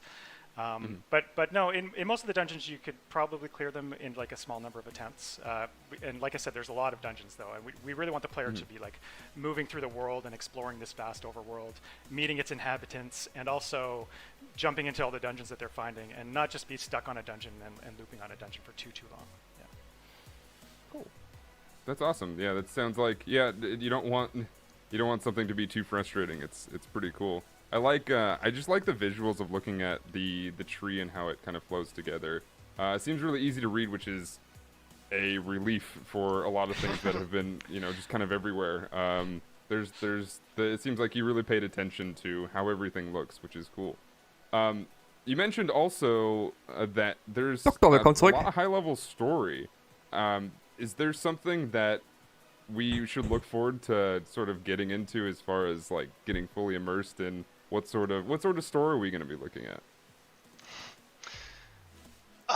Der sieht cool aus irgendwie, der Zauberer hier. There's a lot of Oder der variety, I would say. mit seinen I guess Karten it's like da. a blanket statement about the whole game. Is just trying to be like Jetzt sieht's mehr aus wie Hades, da hast du recht. But like, Silvercoin. I would personally Aber nur say so to ein look bisschen. forward to some of the characters you will meet. Like, my favorite is Marty Joe, the hammer curse, who is just like a person cursed to be a walking, talking hammer. He's got a really good storyline going on. But yeah, there's all kinds of like many strange people in many strange situations that you're going to meet. And actually, it kind of ties into the quests that like have been described a bit already, but the ones we talked about are kind of like combat quests. But the story allows for a whole lot of other quests. Like one of them is to get sat on, or one of them is to like fall in love, and like so you're just you'll always be finding these things as you're going through the world. It's an exciting part of the story to me. That's awesome. No, that's cool. It sounds like there's a lot to look forward to. I mean, just characters in general are fun to sort of get attached to. I'm hoping you don't make us sad with any of these characters. I'm not going to ask you to react to that or anything, but I mean, there was a whole thing going on Twitter. It's like, don't cry, it's just a video game, but look at this game. And Habe ich noch nicht gespielt, sieht aber sehr interessant aus. Habt ihr auch einen Haufen Preise gewonnen. A lot of opportunity to make that happen. so I'm both excited and hopefully I do not get too sad with these things. But Buff Morda bei Song of Iron bist du auch mit bei, oder? Das gefällt dir doch bestimmt auch, oder? Und Jensemann? Dieses 2D-Wikinger-Spiel, was vorhin kam? Nobody Saves the World. I think we covered most of it. Yeah. Oder? Awesome. No, that's fantastic. I'm looking forward to it. Before we fully wrap up, where can we find Nobody Saves the World? Where can we see online, and what sort of things should we be following right now? You can definitely follow us on Twitter, Drinkbox Studios. We're also on Facebook, Instagram, and we just today, even maybe just like right now, we're opening up a public Discord for the studio. So. Doktor, dankeschön. Ein süßes Vögelchen hat mir zugezwitschert, dass du heute Geburtstag hast.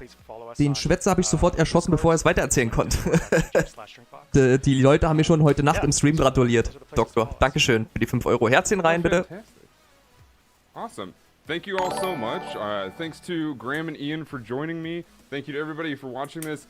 Please keep this on your list, because I would love to see as many people play this as possible so that I have things to talk about with you all. We're going to throw it right back to Story Mode Bay and Trisha. Thank you both for joining me, and thank you all so much for watching. See you guys. Thanks, Dan. Thanks. Dankeschön, Doktor. Sehr lieb. Thank you so much to Dano Taj and Drinkbox Studios for that interview. Oh my gosh, nobody saves the world. I really like the fact that there's so many generated dungeons, so the gameplay almost doesn't feel repetitive. Trisha, how do you feel about it? I thought it looked awesome. I mean, I was watching chat the whole time during that interview, and I saw Simo Maso in chat says perfect mix of RPG and roguelike, which I thought, yes, that's a good way to describe it. Because I mean, there were a lot of people saying, "Oh, roguelike," and we heard Ian and Graham say, "Well, kind of, but also not really." But yeah, I mean, there's a lot to love here from from kind of the quirky characters and interesting side missions that they talked about. That I do think it's going to have a lot of replayability. I do think this is a world that I know for myself I'm probably going to spend a lot of time in. I think that Nobody Saves the World looks definitely interesting. Do you think it's something you'll probably stream? Yeah, I mean, I definitely want to check it out. And I love what you said too about the replayability, because I feel like there's so many games where you play and it's almost like it's one and done. But no, I want to get my money's worth. I want to play this a couple of times over and feel so excited about each playthrough that I do. So yeah, I'm definitely checking this out. Chat at home, what are you guys thinking? Is there a game that you're super excited about that you've seen from the trailers already, or a game that you're looking forward to? I mean, looking at the chat, I have a good feeling about what they're looking forward to. I'm seeing a lot of hype for Stalker. I'm seeing a lot of hype for Among Us. I know what the chat is feeling like. Und vergesst eure Däumchen nicht. Wem es gefällt, Daumen hoch, wenn nicht Daumen runter. So, I mean, we've got lasst eure Däumchen da. So much to get into today. So let's go ahead and keep this party rolling. We've had so many great game announcements already today, but next up we have a number of titles never before revealed. Dun, dun, Nee, dun. außer Song of Iron, Doktor. Game trailers. Let's take a look at those now. So, mal gucken, was jetzt kommt. This is our world, or canon. It is a world gifted with magnificent and generous nature. Hat die für lange Beine und kurzen Körper? Was ist das denn für eine Proportion? Our canon is home to the Pesca, the Zephs, the Arctons, and the Oasis. Die Proportion bestimmt gar nicht bei der Figur. Ui.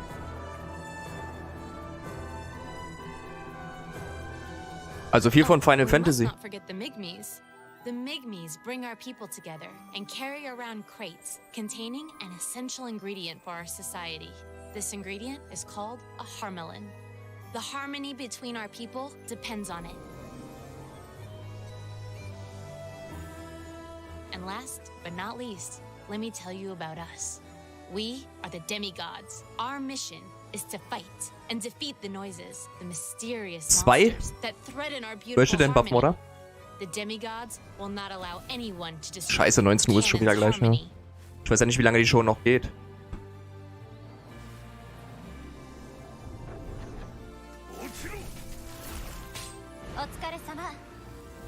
Demigods, ascend! Hey, Serie.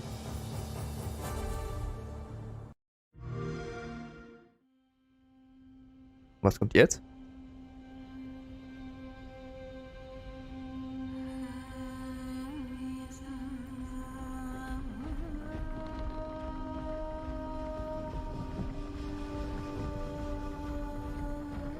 Das habe ich schon mal irgendwo gesehen, hier das. Ich weiß aber nicht mehr, welches Spiel das war. Hey, Werner.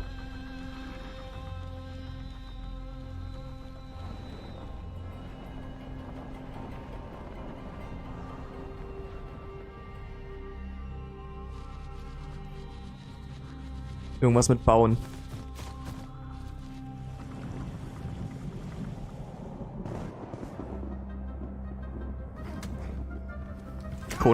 Conan Exile vielleicht ein neuer Teil oder sowas? Nee. Das sieht aber gar nicht so uninteressant aus hier.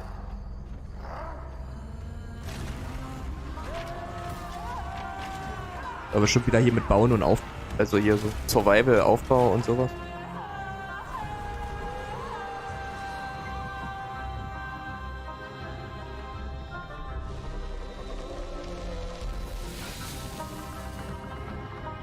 Wow. Trailer-technisch mein Highlight in dieser Show bis jetzt.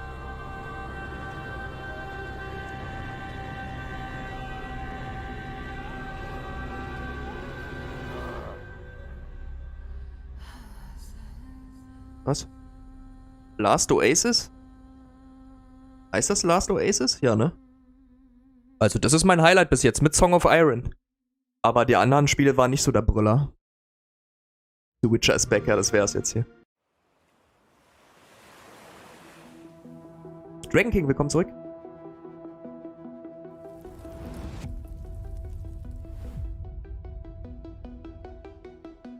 Ich dachte gerade. Und dann kommt diese ISO-Sicht. Ich dachte, das wäre gerade ein Dragon Age oder sowas.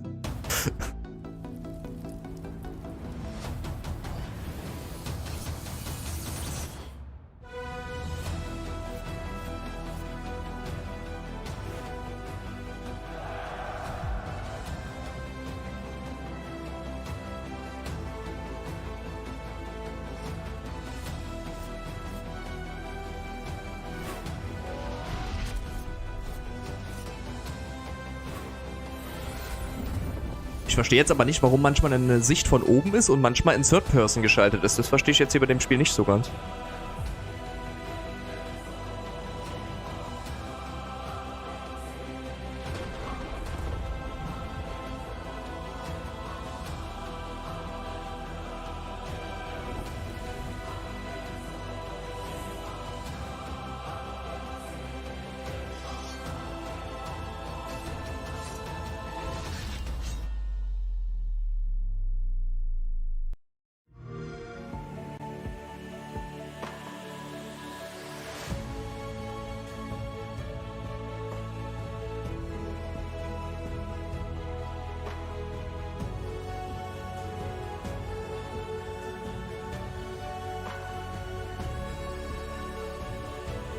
Der Mähdrescher-Simulator. Ach komm, das kann doch wirklich nicht wahr sein. Der Rasenmäher-Simulator oder was? Ey, also diese Simulatoren, Wahnsinn.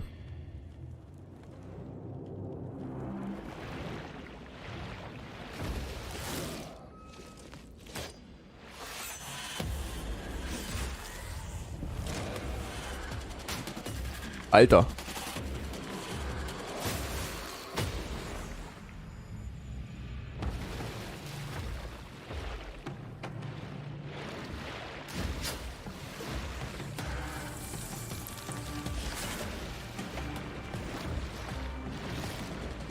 Okay, das ist viel mit Rätseln, hä?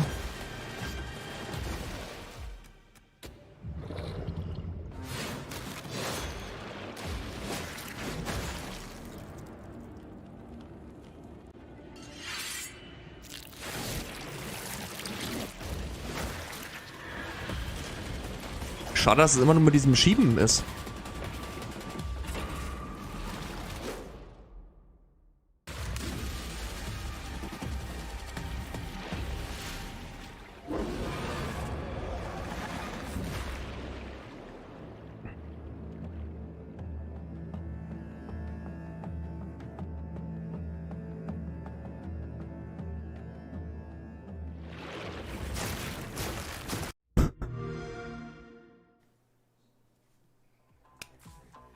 Oh man, so much Last Oasis hype in chat. I loved it. There was a lot. Welchen Namen hast du denn verpasst? Last Oasis looked great. Lost Eidolon. Von welchem Spiel denn?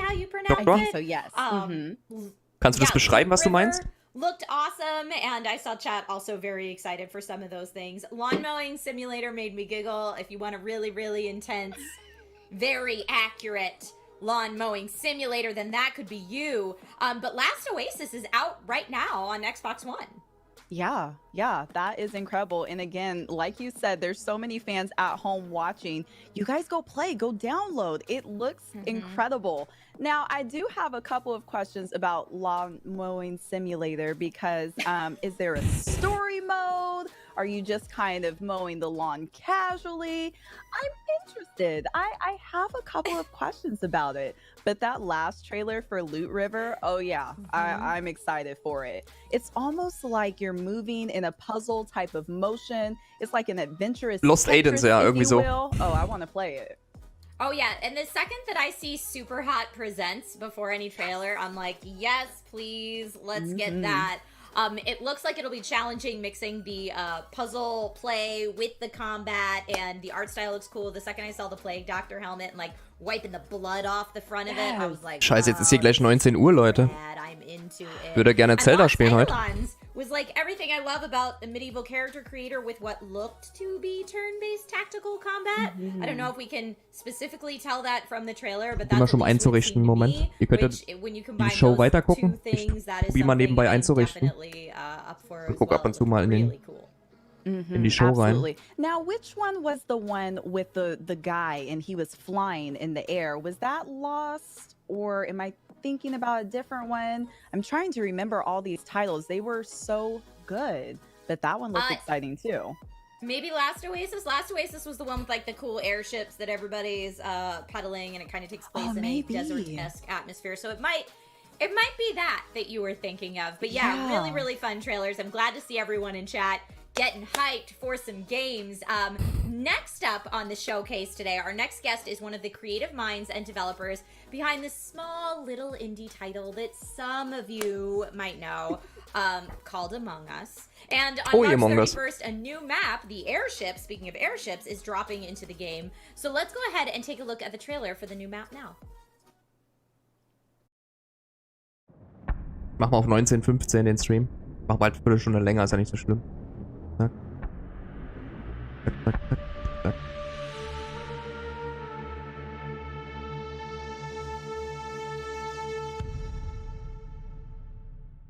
Moment. Welcome, recruit. Get yourself acquainted with the layout of the top-hat airship. Enough slacking. Go to your tasks. You may need to take a ladder to get to certain areas. Or maybe just take a nice short. Da spielen immer voll viele Leute. Ich kann dem Spiel nichts abgewinnen. Choose a room to start in after a meeting. Someone keeps trying to sabotage us. Stop their plan. Keep your eyes peeled. We definitely have an imposter here.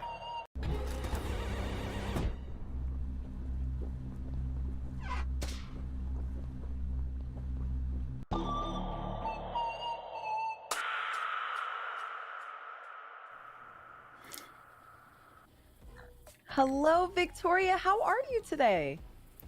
I am great. Thank you for having me. Of course. Thank you so much for being here.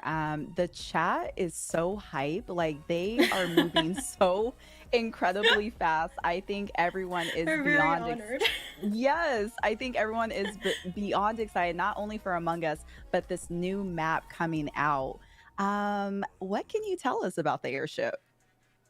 Yeah, so the airship is actually dropping in like 5 days. Oh my goodness, 5 days. So soon. So it's very soon. Yeah, it's going to be our biggest map ever. It's going to come with an account system. We have some free hats coming with it, as well as some cosmetics that you can buy. There will be all new tasks. There's going to be ladders and moving platforms. It's going to be hopefully a lot of fun for everyone to play with, and we are really excited for it to finally be out. Can you tell us, for those of us that really like to play imposter or get chosen as imposter, can you tell us what the venting system is like? Is this going to have a fully connected vent system for that pro level play? Oh, you know it. Oh, I'm so excited. I'm so excited to see how everyone gets around to murdering each other. Oh, I cannot wait to, in the best ways, murder my friend.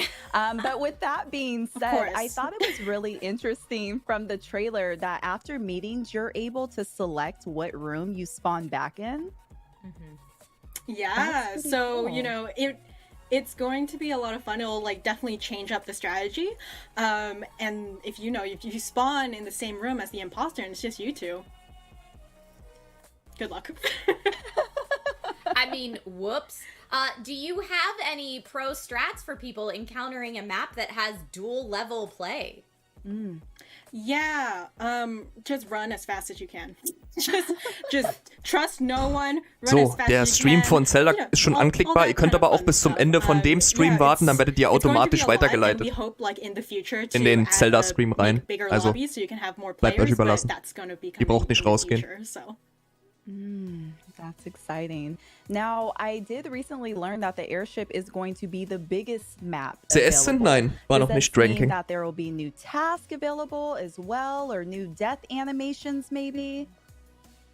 Yeah, so there's going to be all new tasks available, and there will be one near death animation if you buy the Das stimmt, additional Silvercoin. cosmetic pack that comes with it. As you can see, it's based on Henry Stickmin, which is another game that we made in the past, so there it is. It's Right Hand Man's kill animation, so we're hoping people have a lot of fun with it. Oh man, are you allowed to tease what the new hats are? Wie teuer ist ein Last Oasis? You saw lots of it in the trailer, but we will have some new free hats, such as a unicorn hat, like a little heart, some angry eyebrows, zipper, a chocolate ice cream hat that is definitely not poop. It's definitely chocolate ice cream and nothing else. Definitely not poop. Definitely doesn't look like anything else. Thank you for specifying. But with that being said, do you have any personal favorites about this new map? Honestly, okay, so I know I don't know why I'm so excited about ladders, but I am. It's just like something, it's just so simple, and there's really nothing that special about it, but I just love the like simplicity of ladders just everywhere. I think that's cool. I'm Simplicity excited or too. complexity for the players. So I wonder, you said this is going to switch up people's strategies. How much are you watching gameplay? Are you watching streamers to say, all right, here's the main strategies that people are running with right now that would consider themselves, pro level at Among Us, because there are people out there who are very good at this game. How much of their gameplay do you watch when thinking like, oh man, we need to switch it up? Oh, it really depends, right? So we do try to keep up, and well, there's a lot. Thankfully, we're very grateful to have a lot of people who play Among Us, so that's really cool. But we do, try to keep up and see who's playing and kind of their strategies and see the kinds of cool things they come up with. But within ourselves, actually, like with our game design and with our own like QA and our own play testing, it's really a mix of like our own sensibilities and just years of making games. Ja, gab auch viel Müll, Silvercoin, da hast du recht. Man muss aber auch dazu sagen, es ist eine Indie-Game-Show, also dass da viel uns nicht ansprechen wird, war ja auch klar. having the taskbar fill immediately. Aber so 2-3 Spiele, die habe ich bis jetzt gut in Erinnerung hier von der Show. Aber mehr auch nicht. Was waren eure Highlights von der Show? Jensemann, Buff Morda, Dragon King, Doktor, Daniel? You know, if I'm playing Among Us with my family members that don't game also meins ist Song of Iron, going to be very different than if I'm playing with a bunch of streamer Lost Oasis that are, you know, 24/7 Among Us players. Yes. Und? Yeah. Definitely. Yeah, I think the cool thing, right, is just to see all the different kinds of people that come together to play Among Us, right? It's not, we've had classrooms of people playing, we've had families playing. It's been really nice to see. Oh. That's so cool. I am kind of curious because I have being an imposter on my mind. Are you able to maybe kill someone on a ladder or one of those moving platforms? Or is that off limits? Für mich keins. Chill out, was ist das denn für ein Spiel? It's off limits, but the fact that you thought of that, I'm like, all right, someone's ready. Someone is just ready to kill on these things. I can see it now. Stack kill on a ladder. Story mode bed. I know. Oh my goodness. just plopping on the floor. Just push it off the moving platform. Right. If it happens, we know who is sus. So I have to ask you, Victoria, how much do you play Among Us on, like, I would say a weekly basis? Are you like, hey man, this is my work, I kind of need a timeout in my personal life, or are you just 24/7 in the game? Yeah, because it's my work, I try to separate it. Like, I'll play it for charity and stuff. But the thing is like, I'm not actually a great imposter. Like, Forrest, who's our programmer, accurately called me out for being an imposter because no one was dying. Like, I was too anxious to kill everyone. So I don't really play it in my off time, but for work, obviously I will. Fair enough. And speaking of work, I mean, I just have to say, I feel like the team has been incredibly busy within the last year. How is the development team doing? How are you all doing, kind of transitioning into this high demand for the game? Ja, Doktor. Habe ich schon viel von gehört. We're grateful and excited, and we wouldn't trade it for the world or anything. But wow, we are tired and anxious. It's been really like wild to see the reactions to it and just like playing catch up with everything. But with the launch of the new map and with the account system, we've kind of caught up, so we're hoping that we can get more regular updates out and, you know, talk more. But it has been a really, really wild 2020 and 2021 at this rate. Yeah, I bet. I see Reash45 in chat says, thank you to the devs for this game. And I'm trying to keep up with you here, chat, but it's going so fast because there is so much hype. To see you, Victoria, and to have you answer questions here live on the stream is just super cool. And to get a preview of this new map, and I'm sorry, I just laughed at that murder ball animation that just happened right there. But yeah, the airship looks super cool. As you mentioned, it's coming in 5 days now. If people want to pre-order or get their hands on any of this content, or at least ensure that they will be getting their hands on this content on the 31st, where can people do that? Well, the great thing is, if you've already bought Among Us, whether that's on PC or mobile, it will automatically update. It's a free update. It will be there for you on March 31st. And then in 2021, it will be coming to Xbox consoles. I don't have a specific date for you yet, but that's the news. Dun, dun, dun, dun. I'm very excited about it coming to console for sure. Mm-hmm. And with the console, can you say whether there's cross-platform play as well? Yes, there will be cross-platform play because, you know, you want to play with all your friends. Yes. Oh, Yay. We love that. We absolutely love that. Victoria, I don't know where time went. Things Hab ich schon runtergeladen, so fast. We could literally talk to you all day long. But if anyone has any questions or wants to know where to find you, do you have maybe a social platform that you prefer people to reach out on? Totally, yes. So you can find us on Twitter most of the time. So that's twitter.com/AmongUsGame. You can also find us on Discord at InnerSlothDevs. Awesome. Well, Victoria, thank you so much for stopping by the ID at Xbox Showcase today. Thank you for coming by Twitch Gaming, and hopefully we'll see you here soon. Thank you. Yes, thank you for having me, and thank you, chat. Yay! Oh man, my that was gosh. so fun. I can't wait to jump into that new map, and I can't wait to see what the new tasks are and, you know, how to adjust your strategy accordingly. I saw the people in chat saying Trisha is sus. Everybody always thinks I'm the imposter, even when I'm not, and I don't know why. Apparently, I'm super sus all the time. But you know what? I'll take it, and then we'll adjust my strategy accordingly. And what kind of imposter are you, Story Mobe? You know, I like to say I'm strategic, but sometimes when that imposter title flashes across the screen, it's like I kind of black out a little bit. Maybe I get a little hungry and crazy with power. And I'm just like, yes, the first person I see, oh yeah, that's who I'm going Ich hab's for. nur mal And all my reingeguckt. little plans 20 just goes Minuten out the Ranking. Ich hab window. sonst noch nicht I panic weitergespielt. sometimes. War gestern Nacht gewesen.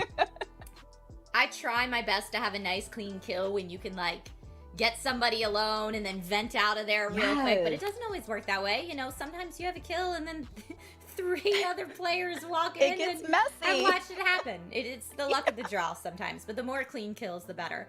All right, folks, we have so much more show left today in the ID at Xbox Showcase. Death's Door devs are up next, and then more exclusive gameplay trailers, huzzah! And again, just a lot more content to show you, so don't go anywhere. We will be right back. Boah, komm, ey. Mahlzeit Mario. Sowas Unnötiges mehr kannst du den Showleuten sagen. Ein bisschen was Interessantes war ja auch bei gewesen.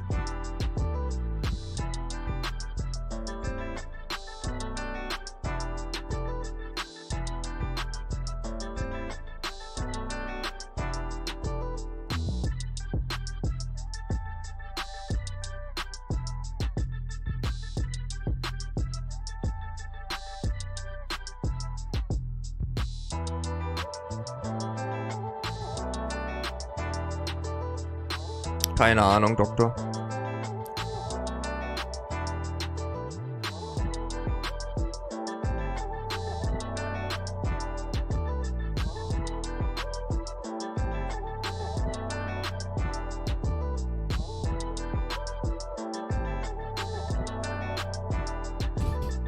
Ich schalte in 10 Minuten um. Auf Zelda. Der Stream ist schon an, ihr könnt schon rübergehen, aber obwohl... Ihr könnt einfach warten, bis der Stream aus ist, dann geht's automatisch rüber. Ich glaube, die ganze Show werde ich nicht tun. Mir nicht antun.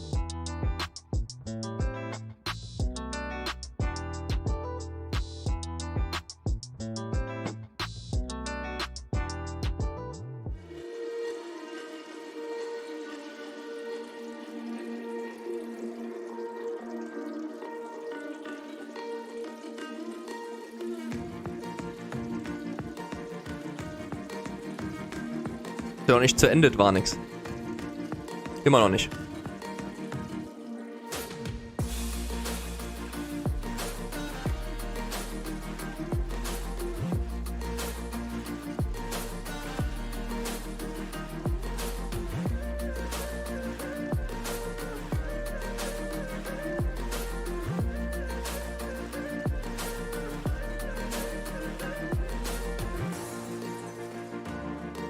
Wieso? Hat er bei allen anderen funktioniert, Torek? Oder? Gestern?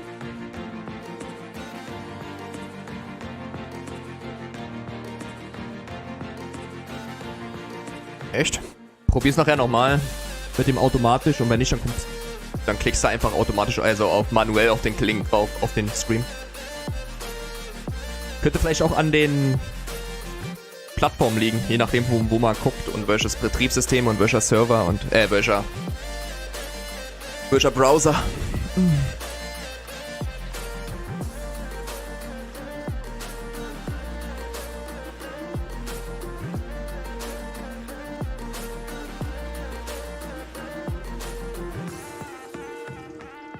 Hello, everyone. Welcome on back to ID at Xbox Showcase right here on Twitch Gaming. Coming up, we have very special interviews with the developers from Death's Door, interviewed by Stallion83 and Technique is going to be able to chat with the developers behind 12 minutes.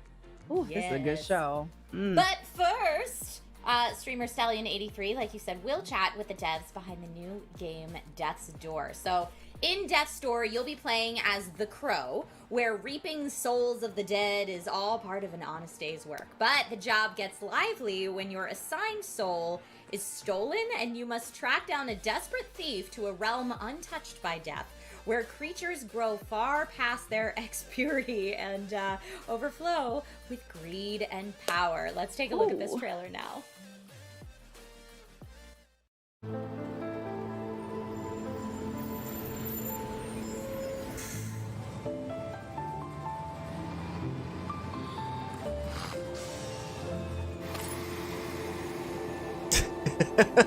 Ja, Doktor.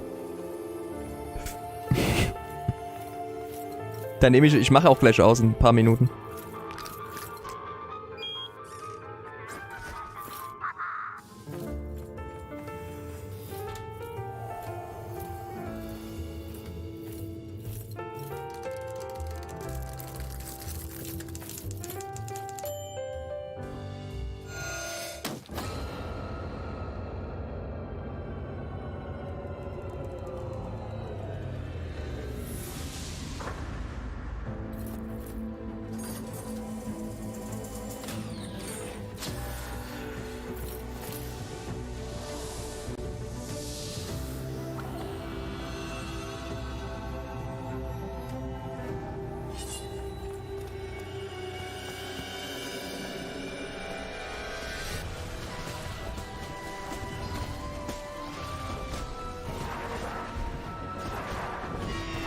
Das wäre vielleicht noch gar nicht so schlecht hier.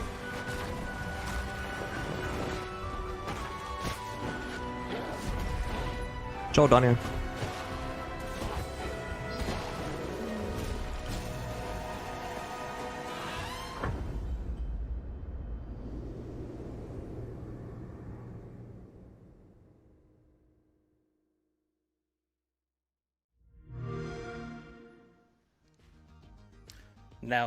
Boah, ey, Leute, das dauert mir zu lang. Jetzt quatschen die über dieses Spiel erstmal 6,5 Jahre. Das ist... Leute, ich mach die Show jetzt aus. Oder was meint ihr? Thanks for having us. Yeah, thanks for having us, yeah. No problem. So, I want to know about the Oder? crow. Like, that is... He's awesome. He's a badass crow. I want to know the inspiration behind the crow. Well, we thought that crows were kind of relevant to the theme of death. They're kind of... They encapsulate the themes of the entire game, really. It's kind of a dark, kind of mysterious bird, but they're also pretty cute and dann kind of funny. Wartet einfach im Stream und dann werdet ihr automatisch weitergeleitet. Wenn es bei manchen nicht funktionieren sollte, dann einfach den Stream manuell anklicken dann. Really cool. Also, bis gleich. Das war's mit der Show gewesen. 2 Stunden. Also so 3 Spiele haben mich ganz gut interessiert, der Rest für mich nix, aber... Oh, got a bit of lag, sorry. It's set in a world im Großen und Ganzen ist es natürlich klar, wenn eine Indie-Show ist, ne? So this group of crows who work in this office that we saw in the trailer, they are in charge of reaping the souls of the dead and maintaining some kind of order in this world. You obviously are one of the crows, and you get sent to a place where nothing has died for many centuries. So, as you can imagine, gut, dann mache ich hier mal aus. So.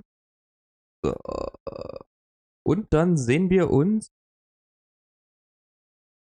gleich wieder bei Zelda. Vielleicht im Finale, höchstwahrscheinlich. Ich habe Finale reingeschrieben im Titel. Wir werden sehen.